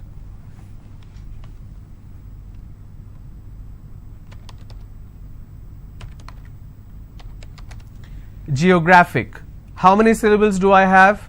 Geographic. And the rule says if I have a word ending with IC, I need to stress on the second last syllable. So I'll pronounce this as geographic. If I have another word, photographic, somebody has a photographic memory. So what are the syllable break? It's photographic. And since it's ending with IC, I will stress on gra. So whatever is the word ending, like you saw, look at the word ending and stress on the previous one. So this is the word ending syllable, this is the previous one. Okay, let's look at IOUS now. Examples: pious. Now since this itself is a complete syllable, so it will not apply here. Okay. Conscious. How many syllables do I have? 2. And I will stress on conscious. Okay. Precious. How many syllables again? Precious. I will stress on pre. Same thing applies for EOUS as well. For example, I have a word gorgeous. So gorgeous, 2 syllable, I will stress on gore. SION, tension, pension. So how many syllables in tension? 2. Tension, I will stress on 10. If I have pension, I will stress on pen. So basically wherever I have this particular word ending, I will stress on the previous syllable. TION, again the same example. Station, so I will stress on stay. If I have more number of syllables, information, first I will break it, information. So where do I stress? I will stress on may. Information. If I have the word question, how many syllables? 2. Question. All right, and I will stress here, question. Clear? So the rule says if I have a word which is ending with any of these, the stress will be on the previous, the last but one. The second rule is anti-penultimate. Now what do we mean by anti-penultimate? In penultimate we have from the end the second one, anti-penultimate is third one. So the dot has moved, which means it will be the third one from the right. Now what are these sounds? Let's quickly take a look at it. These are the word endings.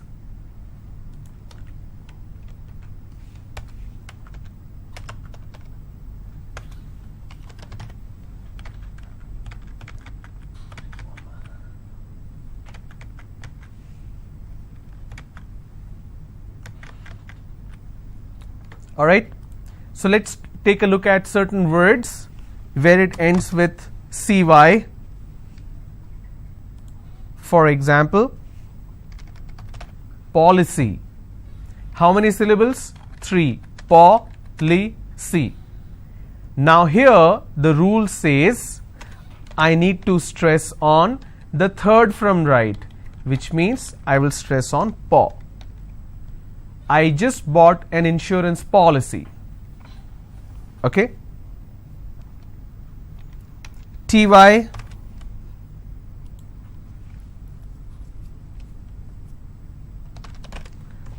What if I have a word which is city, which only has 2 syllables?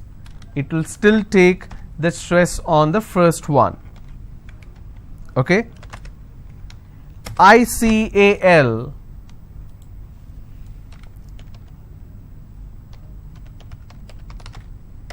Geographical. How many syllables do I have? Geographical. Now this fickle is coming up to 2 syllables, right? But this will still be combined as word ending, and this is the stress. Geographical, PHY, my favorite word. Photography, how many syllables? Photography. So this is my ending. I will stress here. Photography. GY,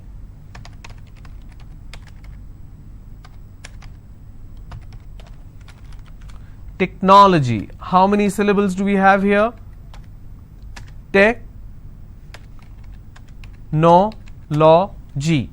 This is the ending. So I leave one, then I go to the next, and I pronounce this as technology. Meter.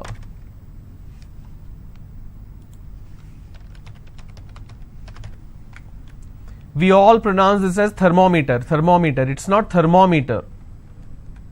It's thermometer, right? Now meter is pronounced as meter. It's thermometer. It's not thermometer, it's thermometer. So I will pronounce, or I will stress here, because meter itself has 2 syllables. Clear? So when you work on these aspects of syllable stress, and when you understand these rules, you will be able to not only work on the pronunciation aspect but also on vocabulary. What I want you to do is make a note of these word endings. Number 1, write down as many words as possible you can recollect out of your general knowledge of English communication. For example, I have the word which is ending with IC. Like I said, picnic, traffic, magic, tragic. Likewise, how many words can you think of? Write down those words, then practice the pronunciation. Alright, so these are the word endings. I want you to write at least 15 to 20 words for each word ending. IC, IOUS, EOUS, SION, TION. Then CY, TY, ICAL, PHY, GY, meter. I'm going to pause here so that you can make a note of this. And when you work on these words, that will also become a part of your assignment, and you will learn vocabulary as well.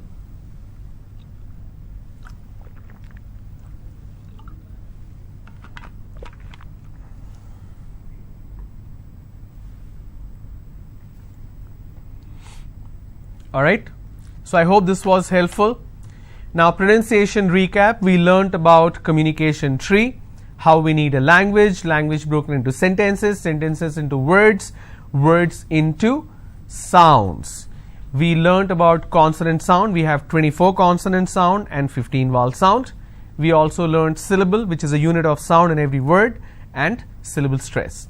So we are done with the first pillar.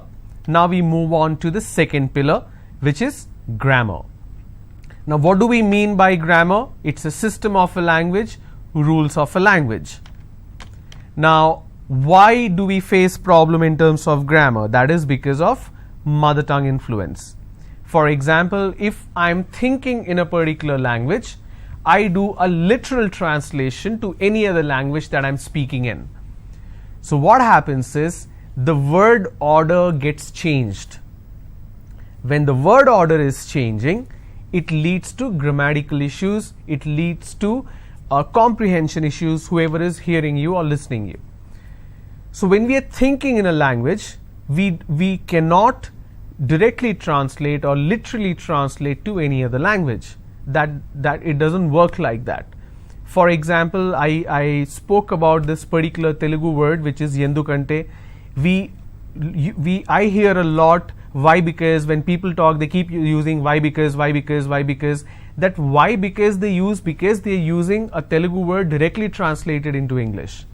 Please don't do that, because it does not make sense, right? Like we ask, what is your good name? Now, there's nothing called a good name or bad name. It's just a name. So this happens because of mother tongue influence, and mother tongue is a language which we learn from childhood, and that is a language in which we are thinking, our subconscious mind. All right. So it leads to a change in word order, it leads to loss of sentence integrity, misinterpretation and miscommunication. Now we need to understand the parts of speech. I'm going to shift over to another module which I have prepared for you guys.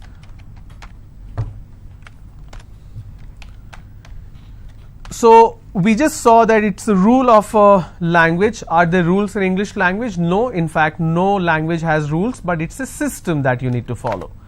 Okay. Now common issues that we face in terms of grammar, like I said, mother tongue influence.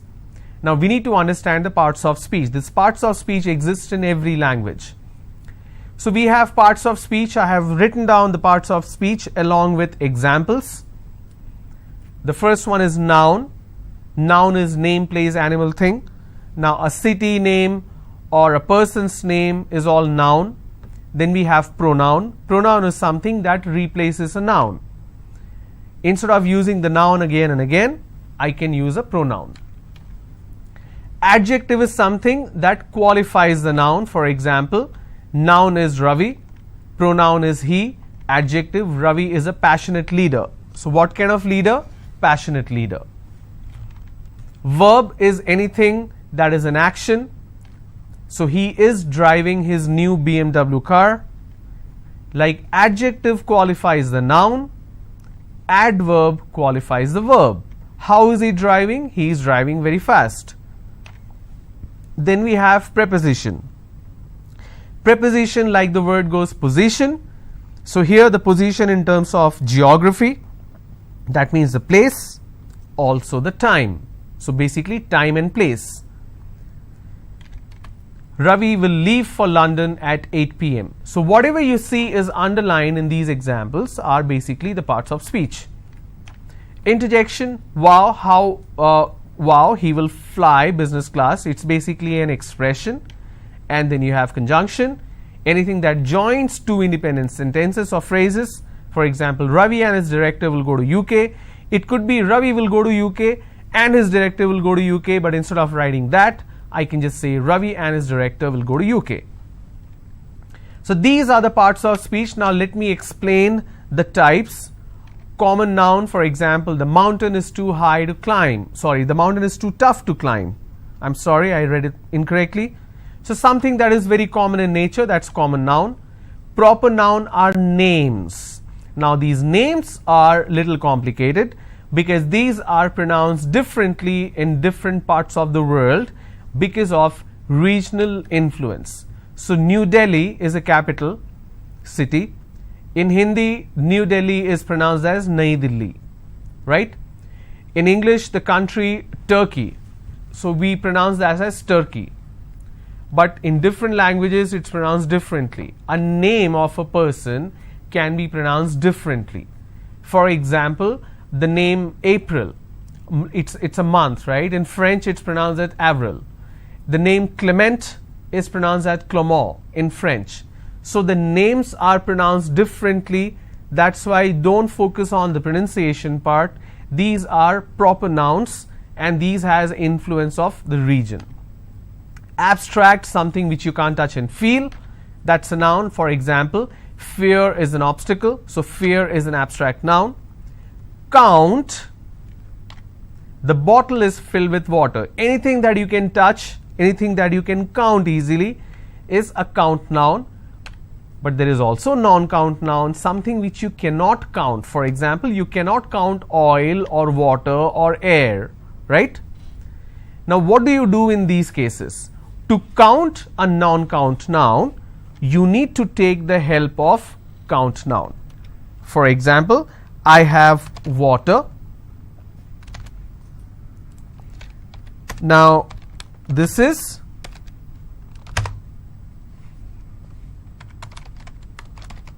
non-count noun. Now how do I count it? I need to use a count noun. For example, I have bottle, which is a count noun. In order to measure water or to count water, I need to make use of count noun. For example,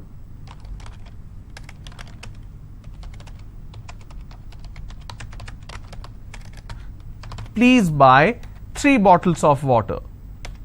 Now I can add the number 3, that's because I'm using a count noun here.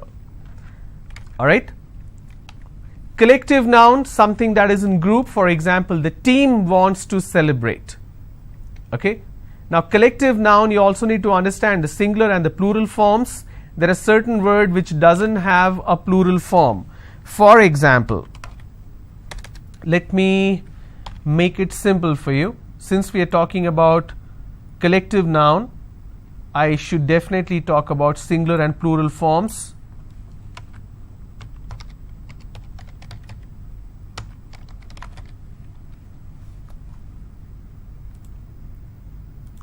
The reason I use a PowerPoint because it's easier to display quickly rather than a board.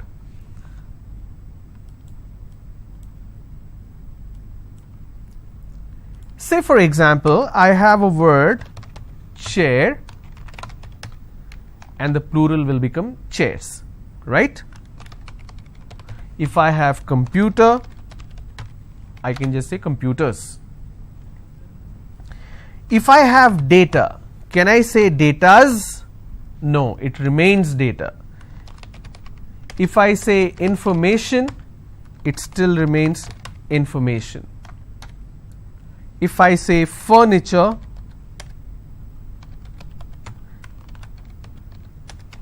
it still remains furniture. So there are a lot of words which doesn't have a plural form. For example, luggage. Luggage will remain as luggage. For example, this is where a lot of people make mistake. Hair. It remains hair. If I have the word people, now people itself is a plural form. A lot of people make a mistake. Peoples. I met a lot of peoples. Now people itself is a plural form. You cannot add another s to a plural form. Like child. The plural form of child is children. There cannot be a plural of a plural. It cannot be children's. So please keep that in mind and you will learn that the more you dig into vocabulary. Okay. So singular, plural, I just gave you the example. She won a lottery for 1 crore. Plural, they are going to the market. So they is plural, she is singular. Possessive is somebody is in possession of something. I am using Rahul's bike. Whenever you have a possessive noun, there will always be an apostrophe. Okay. Compound noun is basically a word. When you combine the word, it leads to a third meaning. For example, the ceiling fan is not working. Now ceiling is a different word, fan is a different word. When you combine this, then you get a third word out of it. So that's compound noun. Okay. Alright, now let's quickly check if we understood this. I missed the bus because I was late. Identify the noun. What is the noun here? Bus. The queue was very long, so I didn't wait. The noun is queue. The distance was too long to cover. Of course, the distance is a noun here. The singular and the plural form, I just gave you certain examples.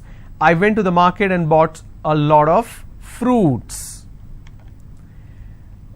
The traffic or traffics, of course it is traffic. There cannot be a plural form. I have to cut my hair or hairs. It's hair. There are so many different types of people or peoples. Now it should be types. Alright. I have to buy a lot of furniture or furnitures. It should be furniture. I need help to carry all the luggage. It's not luggages, it's luggage. Likewise, it's garbage, not garbages. Okay.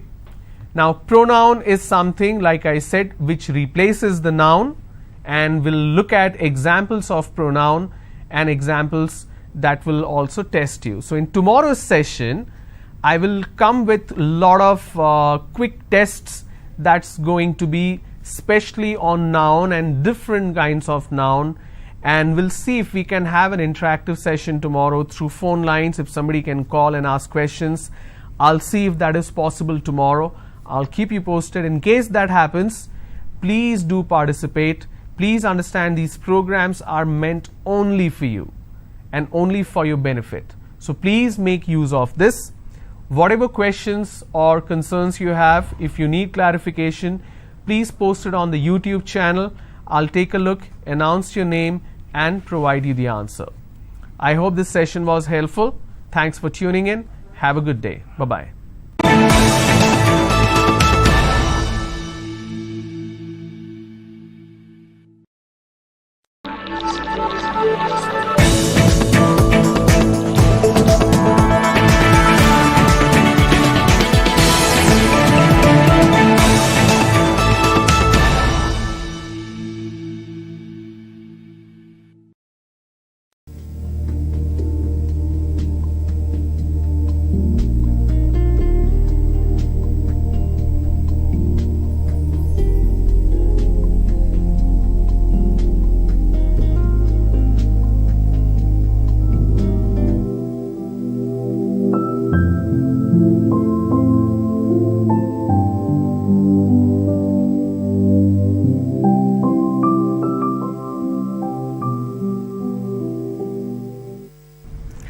Hi everyone, welcome to Google IT Support Certification course.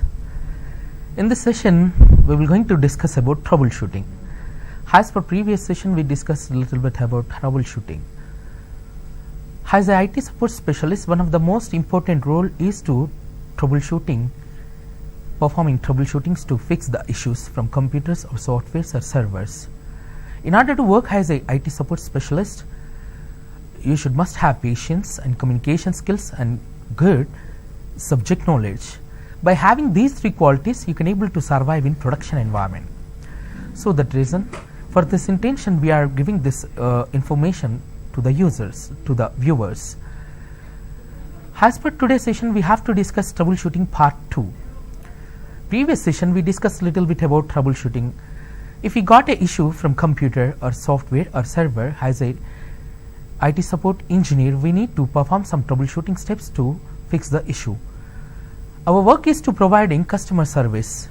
One of the most important role of IT engineer is to providing effective and efficient services to the customers or users.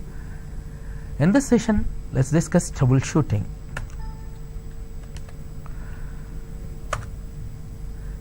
You have already learned about the hardware, operating system, and software layers of the computer architecture model. Now it's time to learn about the most important layer, the user layer. In this user layer, we will going to discuss about troubleshooting. How to perform troubleshooting, how to perform sequential troubleshooting steps to fix an issue from computers or softwares. What is the general meaning of troubleshooting? Troubleshooting is the ability to diagnose and resolve a problem face to face or remotely.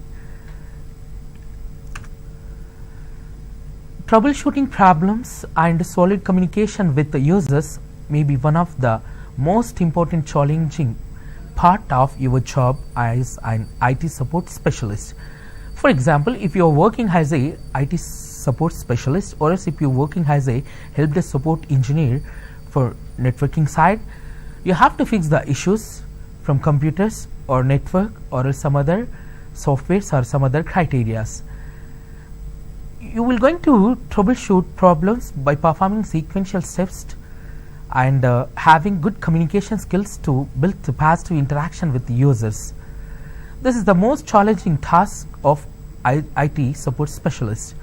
Fixing problems and creating positive interaction with people are two fundamental skills that can be applied to almost any situation in the IT world and beyond. One of the most important skill of an IT support specialist is to knowing how to analyze an issue, identifying the causes and efforts. If you have a good subject knowledge, definitely we are going to provide effective and efficient troubleshooting steps to resolve the particular issue from computers or softwares. In order to provide sequential or proper troubleshooting steps to the users to find out root cause to fixing the issue, as administrator we must have good subject knowledge as well as communication skills in order to interact with users. That interaction should be positive interaction. In this session, we will going to learn how to troubleshoot an issue. Earlier, we discussed a little bit about how to troubleshoot an issue. There are some sequential steps to fix an issue and build positive interaction with user. Number one of the first and effective method to troubleshoot to fix an issue from computers or softwares or some other things, asking a question.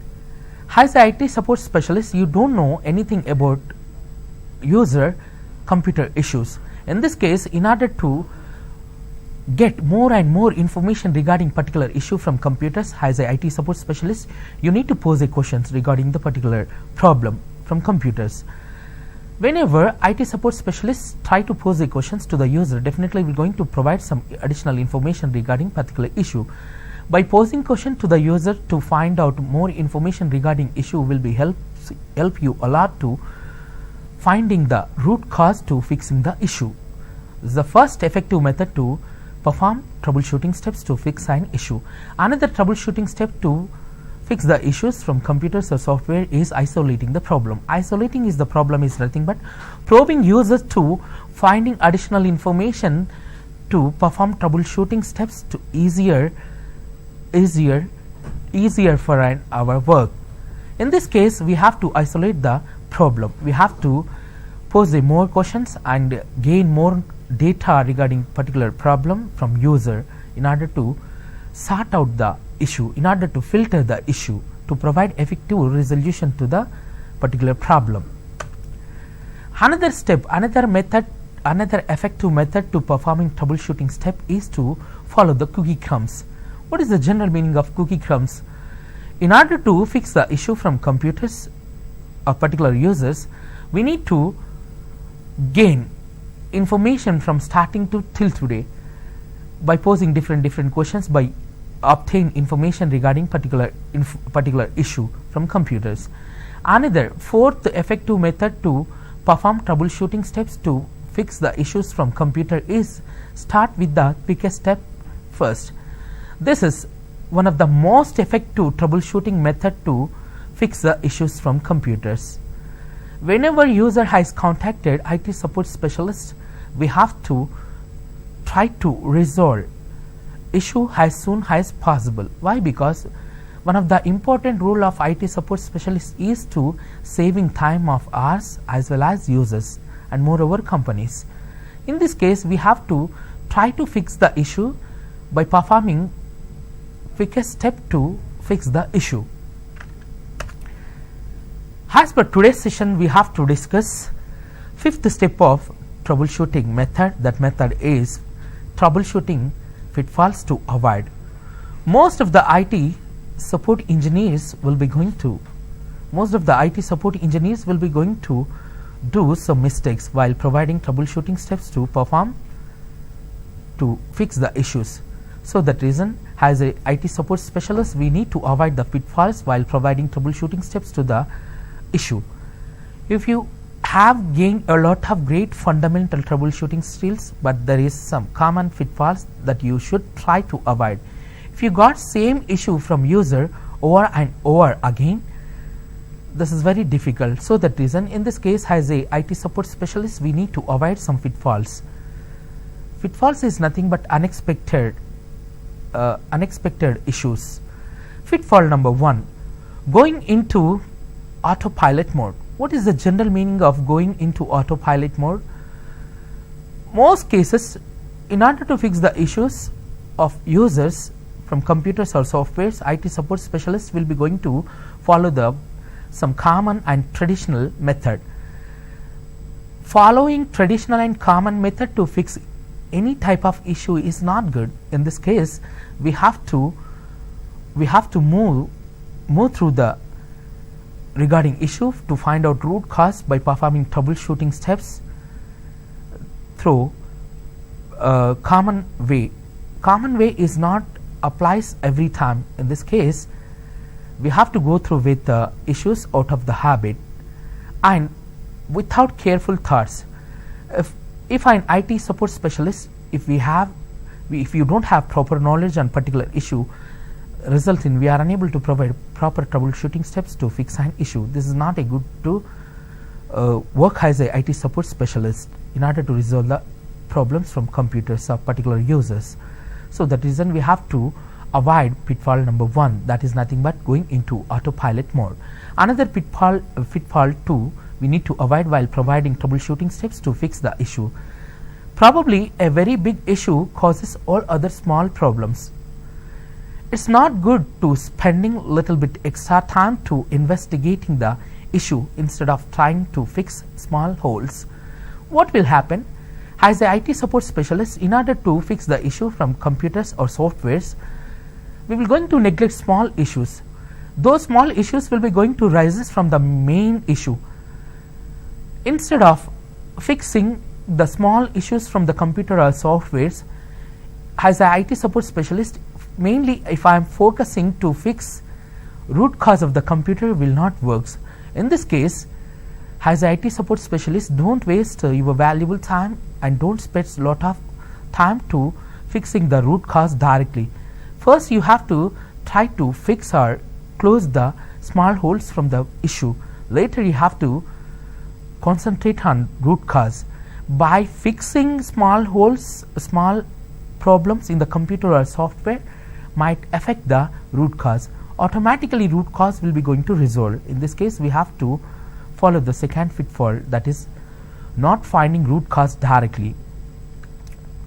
This is fifth effective troubleshooting method to perform procedure of troubleshooting in order to fix the problems. Another method, sixth method to perform troubleshooting steps to fixing issue is process documentation.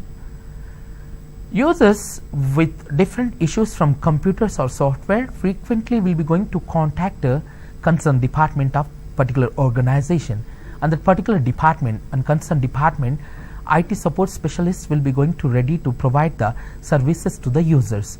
Whenever user has contacted with particular issue to the concerned department of particular organization, IT support specialists need to provide effective and efficient resolution to the problems of computer or softwares. For example, if you encounter a strange issue when helping a user out, this issue happens so often to you and your colleagues have encountered it. That is nothing but one user has frequently contacted concerned department with particular issue and again, the particular IT support specialist will be going to perform troubleshooting steps from starting to certain point. Every time whenever user try to contact concerned department with the particular issue from computer or software, technical support engineers will be going to ask the questions user from starting to ending again and again. This is not a good way to asking questions to probe the user to finding additional information about particular issue. In this case, we have to maintain process documentation. We have to maintain process documentation is nothing but whenever user first time contacted us with particular issue as a IT support specialist, we have to maintain proper documentation regarding particular issue of user. If we maintaining documentation, that will be going to help the IT support engineers to encounter the same issue from the user one more time. If user has contacted one more time with the same issue again, in this case other support IT specialists, might be our colleague, will be going to read the process. Is this user has contacted earlier to concerned department? If he contacted, definitely the contacted information is available in the form of documentation. IT support specialist will be going to read that information. He can able to simplify his work to performing further troubleshooting steps to fix the issue. So that reason, just imagine if issue took hours of time to figure out root cause without writing documentation will not help you and your colleagues, and he need to spend hours of time to figure out the issue from starting onwards. Result in user will frustrated to give proper information regarding issue to sort out. Moreover, you will going to waste user time company and as well as your valuable time. So that reason you have to maintain proper documentation per particular issue of computer or software from user. Documentation should be straight and clear cut. Reader should not have any questions when following instructions you listed. That is nothing but whenever user first time contacted us with some issue, as IT support specialist we have to maintain proper documentation for particular issue. For example, if I perform some troubleshooting steps, I am going to specify the perform troubleshooting steps in the form of documentation on particular ticketing. Whenever suddenly unexpectedly user out with particular issue, or else that particular issue has not yet resolved by performing one or two troubleshooting steps, definitely that user will be going to contact again and again concerned department with same issue. In this case, if that concern has connected or encountered to other IT support specialist, he might be your colleague, definitely you need not to perform troubleshooting steps which has earlier you performed. By reading the documentation, you can able to understand issue of particular user. In this case, another IT support specialist will be going to start to perform troubleshooting steps from 3 or 4 stages. This will be going to help your work to fixing the issue. Moreover, it will be going to decrease your time to find out the root cause to fix the issues. These are the main effective methods to perform troubleshooting steps to fix the issues from computerized softwares. One of the important vital role of IT support specialist is to performing troubleshooting steps. The troubleshooting steps should be sequential order.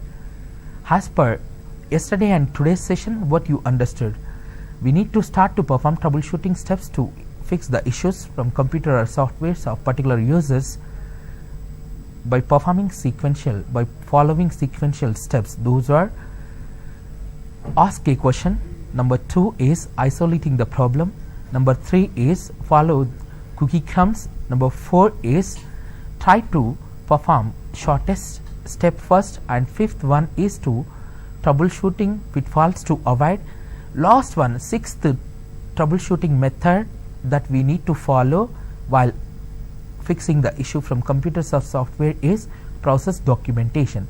These are the 6 effective methods to start your troubleshooting steps to fix the issues from computer or softwares. Everybody look at screen. On the screen you can able to read one scenario.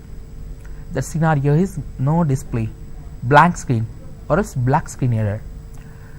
Do you have knowledge on this type of error? That error is no display error, or else black screen error, or else blank screen error. If you are a technical savvy, if you are using laptop, definitely you will going to get different errors from your computers. One of the most common error from computer is no display or blank or black screen error. This type of common errors will be going to occur while start up your computer. For example, I have a laptop. I am using my laptop from past 3 years. Suddenly, one fine morning, that morning is today morning, just I tried to restart my computer. Suddenly, unexpectedly, I got one error. That error is no display or blank screen error. When you try to hit power button to start up your computer, the computer might be laptop or desktop. Due to some reasons, due to some causes, due to some effects, some cases laptops or desktops will be going to show one type of common error. That common error is black screen or no display or blank screen error. For example, in your laptop, if you got this type of error, you must have subject knowledge. You should must have proper troubleshooting knowledge to analyze the issue. If you got the same issue in your laptop, how you will going to respond? How you will going to perform troubleshooting steps? On the screen, you can able to see some troubleshooting steps. Those are common troubleshooting steps to fix this error. That error is blank or black screen or no display error. These are the 5 common troubleshooting steps that we need to perform. When you will going to get this type of error, most probably black screen error occurs before signing into the Windows operating system computers. For example, in my laptop I am using Windows operating system. That operating system is Windows 7 operating system. As per today's session, I am using one laptop. The laptop operating system is Windows 7 operating system. Suddenly what happened, whenever I try to restart my laptop, it is showing different type of error message, that is blank screen error. My laptop is working with Windows 7 operating system. This error occurred before signing into the Windows. As a user of this laptop, whenever I try to signing into my laptop, I got this error. There are different scenarios to get this type of errors, or else sometimes this black screen error will be going to occurs after signing as a user in your computer. So that reason I specially mentioned in this error, most cases this type of error will be going to occur when we try to log in into the computer. Before signing into the computer, we will going to get this error.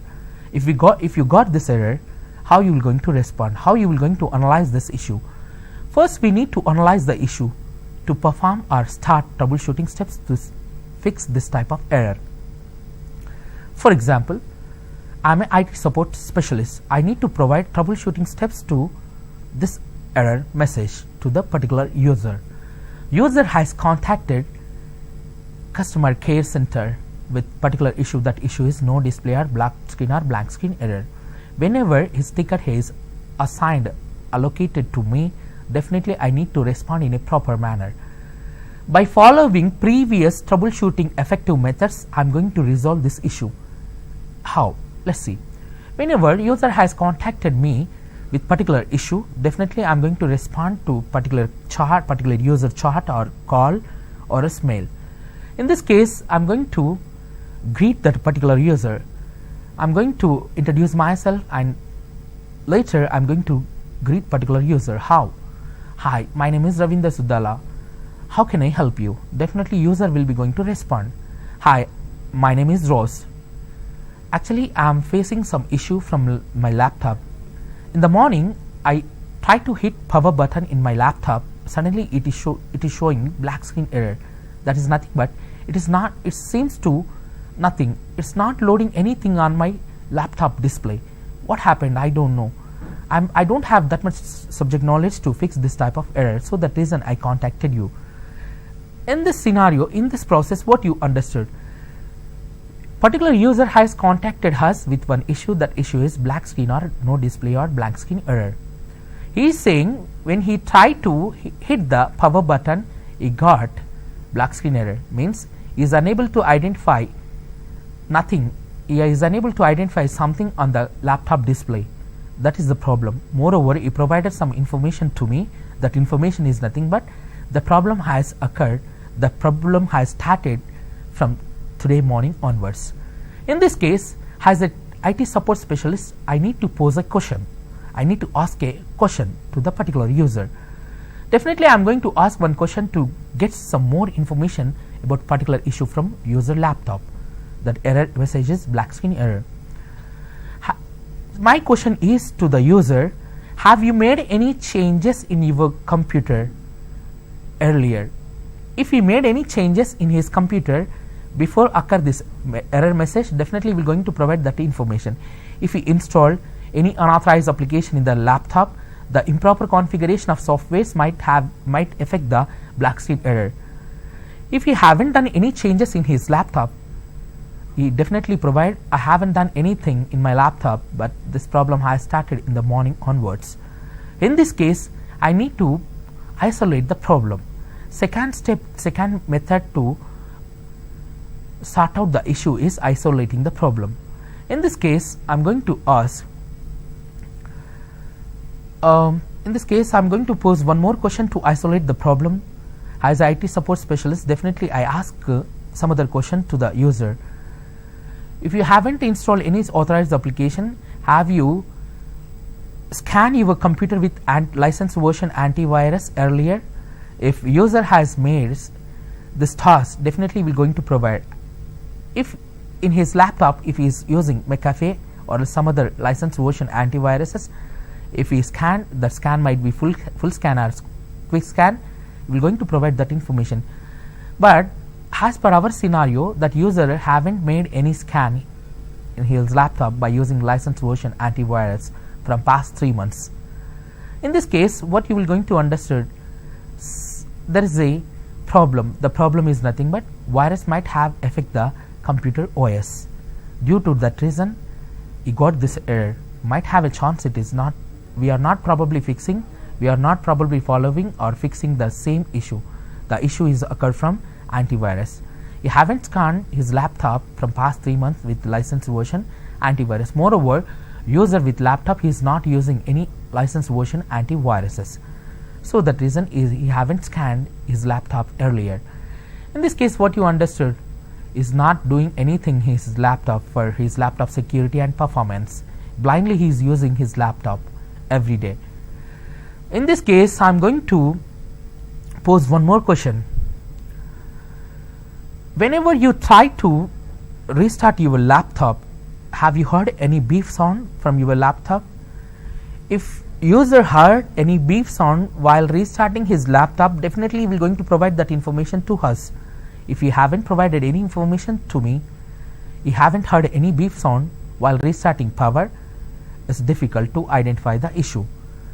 If we heard beep sound from laptop, or else if we identified, if we recognize one light is blinking on the power button of particular laptop, that time we can able to sort out the issue easily.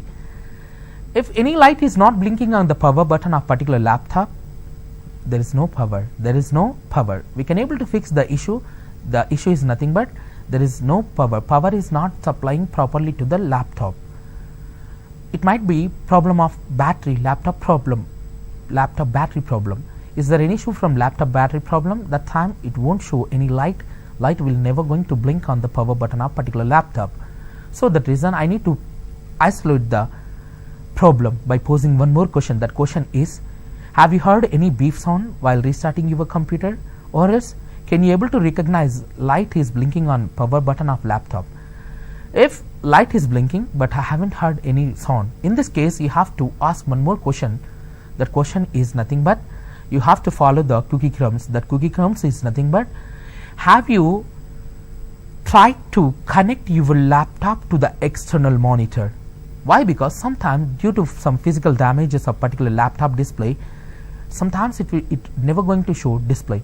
In this case, in order to sort out the issue as a technical savvy, I need to ask or pose one more question to the user. That question is nothing but, have you tried to connect your laptop to the external display or external monitor? If you connected, or else if you haven't connected, whatever it is, if you connected, definitely we can able to design our troubleshooting steps to fix the issue. If we haven't connected his laptop to external display, we have to change our troubleshooting process. Based on user provided information, we have to change our troubleshooting process. For example, user has connected his laptop to the external monitor. The laptop is providing proper information. The display, there is a proper display. It is not showing any black screen error by connecting external display to the particular laptop. What is the problem? The problem from laptop display. There is a chance of physical damage, right? Blindly you have to say, better to contact your nearby area service center to fix this issue. 100% the problem is physical damage of laptop, especially laptop display. For example, user has connected his laptop to the external monitor, is unable to see anything on external monitor. The problem from computer, not from display. In this case, we have to change our troubleshooting procedure. In this case, I need to suggest user to restart your computer. Press continuously F8 button. During the boot up of computer, you have to continuously press F8 button. If you try to F8, my laptop is working with Windows 7 operating system. During the boot up of computer, if continuously I am pressing F8 button, directly you can able to see the advanced startup options of your computer. On that advanced startup options, you can able to see the mini diagnostics tools. Those diagnostics tools are safe mode with network, safe mode with command prompt. Different modes are there. Especially you need to suggest the user to select safe mode in advanced startup options of your computer. Try to log in as a user in your laptop in safe mode. If I suggested this troubleshooting step to the user to fix the black screen error by logging into safe mode of particular computer by pressing F8 during the boot up of computer, most of the black screen errors will be going to resolve. For example, crashing of particular drivers, especially which driver, crashing of display driver in your laptop might affect the black screen error. Or else installing unauthorized applications in your laptops might affect the black screen error of your computer. In order to fix the issue, in order to finding the root cause of black screen error from your laptop, you have to suggest the user to log in as a user in your computer in safe mode by pressing F8. Most issues from computers will be resolved by logging as a user in safe mode. Once you logged in as a user in safe mode of your computer, which is working with 7 or 8 or 8.1 or Windows 10 operating system, you can able to make many changes to fix the issues from your computer. Especially as per today's session, black screen error. If we logged in as a user in safe mode, just perform different troubleshooting steps. Those troubleshooting steps is nothing but on the screen you can able to see. From troubleshooting step 3 to 4 and 5, you need to perform 3, 4, 5 troubleshooting steps if you logged in as a user in your computer, especially in safe mode. For example, if you are unable to log in your computer in safe mode, what you have to do? It's very difficult to sort out the issue. In this case, if user unable to log in his laptop in safe mode, you have to suggest the user to performing restore points or a system recovery image. That is very difficult. Performing system restore points is nothing but restoring your current computer running configuration into previous date. That is called as a performing restore points. If you created any restore point in your computer, you can able to restore current configuration of your computer into previous date and time.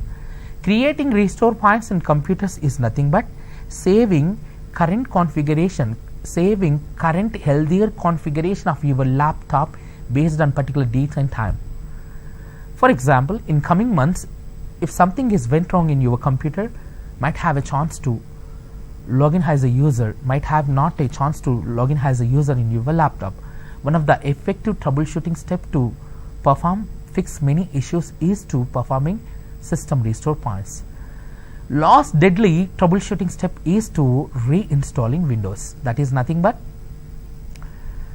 creating or is performing system recovery image. That is nothing but you have to reinstall operating system in your computer through recovery image. In order to perform recovery image to reinstall Windows in your computer might affect your personal data. So that reason, be careful that before while performing system recovery image in your computer, you have to take your personal data as a backup on external hard disk drive. Coming to slide information, I provided some common troubleshooting steps. Look at slide. Enter the Windows key sequence to wake up the screen. For example, user has provided much information regarding the particular problem from his computer. The problem is no display or blank screen error. I need to suggest user to perform many troubleshooting steps. Under that, one of the common troubleshooting step, that step is fastest and quickest step to perform or else provide troubleshooting step is enter the keyboard. Continuously press keyboard key button, Windows key button on keyboard sequentially to wake up the screen. This is pressing continuously Windows key on keyboard of your laptop during the boot up of computer while it is showing error message. That error message is blank screen will be going to wake up the screen by pressing Windows key. This key is the shortest method to resolve the black screen error. Earlier we discussed fourth troubleshooting method is to providing fastest troubleshooting step first. That step is nothing but enter the Windows key continuously, pressing the Windows key continuously to wake up the screen.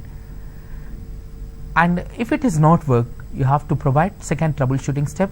Check the connection with your PC or display, external display. Earlier I provided. And third troubleshooting step, when you can able to perform this third troubleshooting step, remove or update third party antivirus software or else uninstall license expired antivirus. In the third troubleshooting step, what you understood? For example, I got a black screen error. As a user, I need to restart my computer. I need to continuously press F8 button to enter into advanced startup options of computer. Whenever I access the advanced startup options of particular computer, I need to select and log in as a user in safe mode. If computer is facilitating user to log in safe mode, you can able to perform this third troubleshooting step, that is remove or update third party antivirus software or else antivirus software or some other softwares also. Uninstall expired licensed version softwares or applications or antiviruses. This is one of the most common troubleshooting steps to fix the black screen error. As a technical support engineer, you need to suggest the users to don't maintain license expired softwares or applications in your laptop, especially antiviruses. This type of applications will be going to affect the black screen error from your computer. Look at slide. Another troubleshooting step. If user perform third troubleshooting step to fix the black screen error, definitely has a IT support specialist, you need to provide next sequential troubleshooting step, that is perform clean boot of your computer. What is this clean booting? Clean booting is nothing but whenever computer will be going to boot up, computer will be going to loaded with OS and startup services.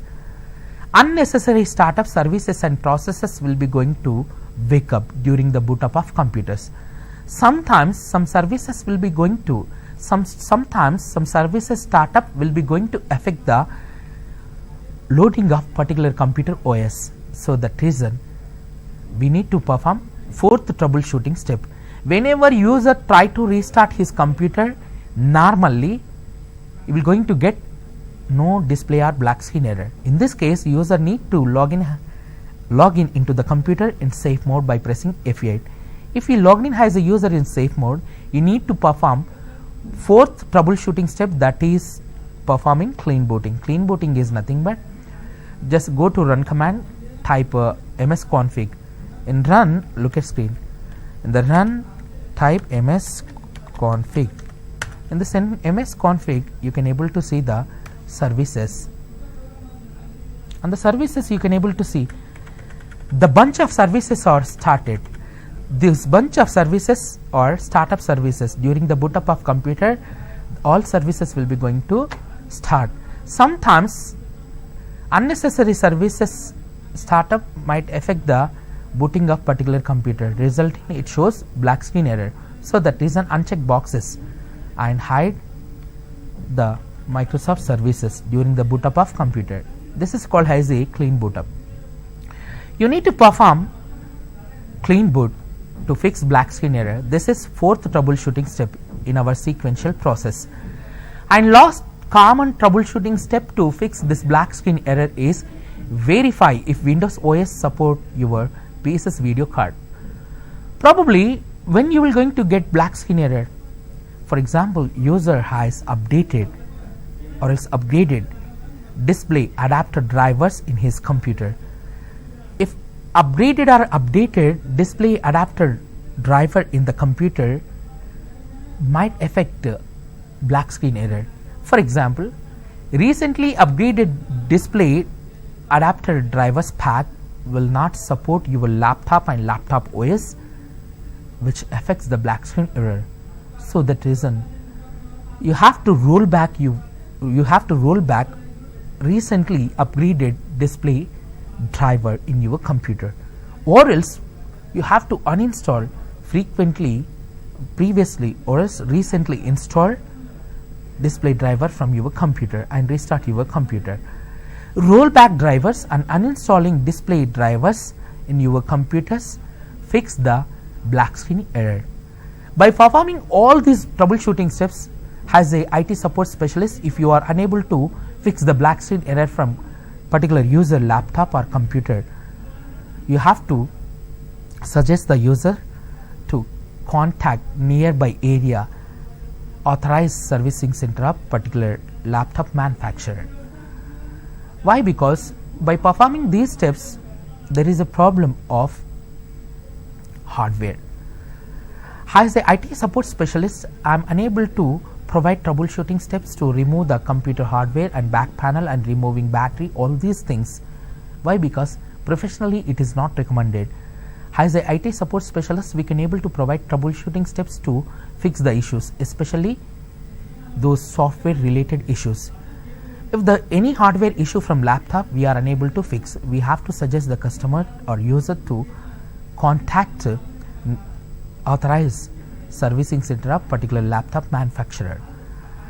Suggesting user to contacting authorized servicing center is effective way, but most cases in IT world, IT support specialists never going to provide troubleshooting steps to fix the hardware related issues.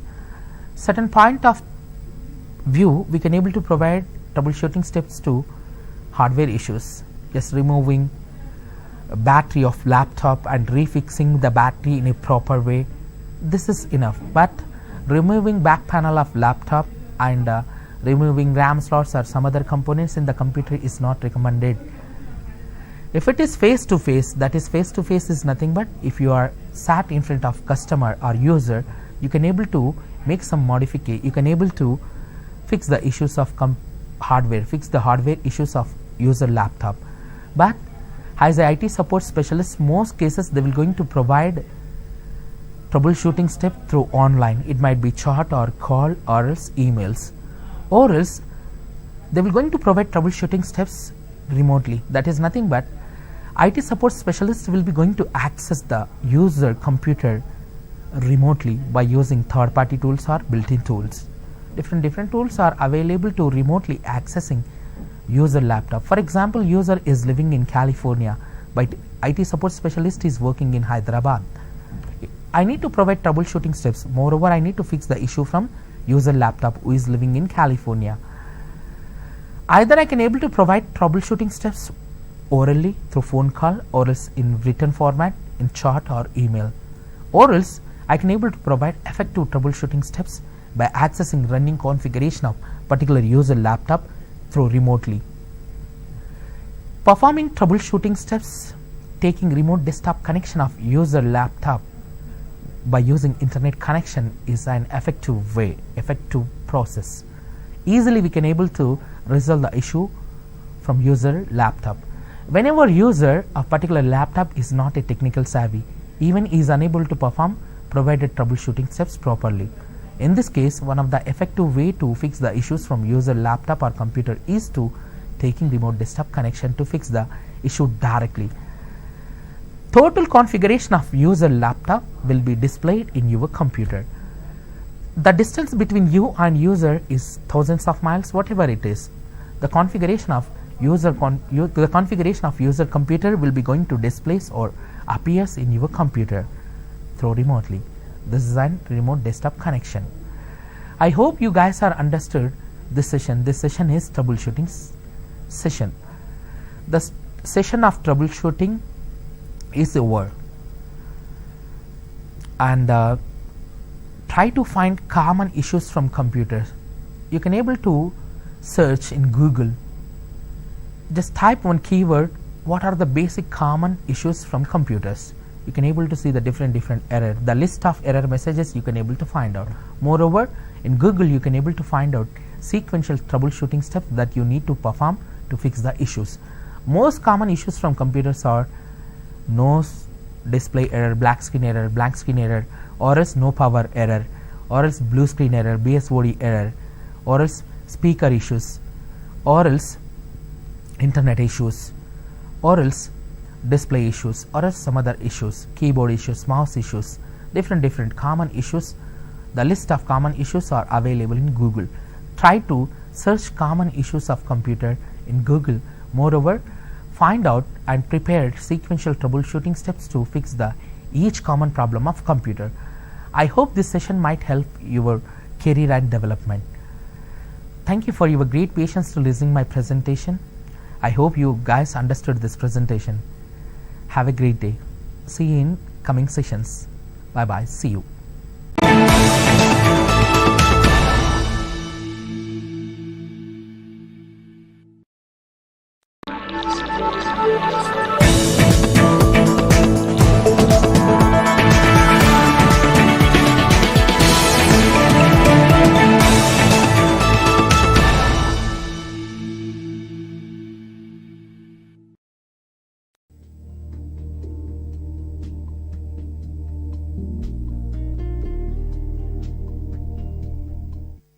Welcome to the new session on basics of networking, or called networking basics. Today we are going to learn about the very fundamental things or very basic components and things like how to set up a network, what are the components of a network, what is a network, and its benefits and uses. So let's get to see what we have today, the topics for the discussion. So these are the topics that we will be learning in this session, about what is a network, the various types of networks or different types of networks, and their uses. So how about looking at what is a network? So we have various types of networks. Today the whole world runs on networks, meaning from the day we start our work, we have to use the various types of networks. Like for example, internet is the best example we could look at. So internet is one of the world's biggest network. So what is a network? Why we need a network? What are the components to set up a network? So the networks play a very important role in our day-to-day life. So what is a network? Let's start with the definition of what a network is. So what is a network? In a simple way, connecting two or more computers to a switch or a hub is called as a network. So that's a simple way to define a network.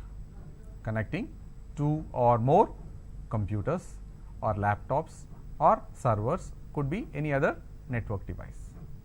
So there are different types of devices that we use in the network. Most commonly used devices are PCs, computers, servers, printers, smartphones, tablets are also the devices that are part of the network. So we call these kinds of devices as end devices. Basically, to set up a network, we would require different kinds of components, and those different components that are used to set up a network are: number 1, end devices; number 2, media; and number 3, these networking devices. There is a big difference between the end devices and the networking devices. So end devices are very commonly used devices like computers, laptops, smartphones, tabs, servers. These are all the devices that come under this category of end devices. They are basically used for data transfer, storing the data, computational purposes. We store files in computers, in servers. We also use them to process some information. Suppose you want to access some web page. So we use a device. It could be PC, or it could be a smartphone, or it could be a tab. So when we use these devices, we need some applications. So these computers and laptops and smartphones, they have an operating system of their own, and on top of this operating system we have various applications. These applications help the users to access the various resources, and they help us to communicate. So let's take this example. You want to access a website. To access a website, we require a end device. Like for example, here we see personal computers and laptops. These are the examples of end devices. Servers. Basically, these servers store the web pages or some databases or some other files, maybe video files or audio files. They are all stored in the servers so that the users from various parts of the internet can have access to them. They are also most common in organizations. Within the organization, we also have networks purely for our office utilizations. And there are also other network devices like we see here, network printers. Suppose there is a big company of 100 employees. The company cannot afford to provide 100 printers for all these employees. So we have a network printer which can be shared by a group of people. It could be 10, 20 people or 30, 40 people can share one single printer. So that also will be part of the network. So that's why it's called as network printer. So today most of us smartphones are too small in size, so we use tablets. Tablet is like a mini-sized personal computer or mini-sized laptop. So these tablet and smartphones. So all these 5 different devices form a component called end devices. These end devices are used to store information. This storing information could be in form of data, files, Word file, Excel file or PowerPoint file, and images could be photographs, family photos or friends photos, etc., etc. And videos, it could be of some movie or it could be any other video format, or it could be plain audio files. It could be some music or some recorded voice, So these are the various types of information that are stored in these end devices, and it's not just for storing purpose alone. We also use these end devices to process information and also for computational purposes. So end devices are very essential. They could be used either individually for without the network communication, as well as also for basic network communication. So within these end devices, all these end devices have their own operating system, whether it be Windows operating system. Windows operating system is again further divided into desktop operating system and server operating system. And desktop operating system is the one which is used on the personal computers, on the laptops. These are the devices that use the basic operating system, desktop operating system.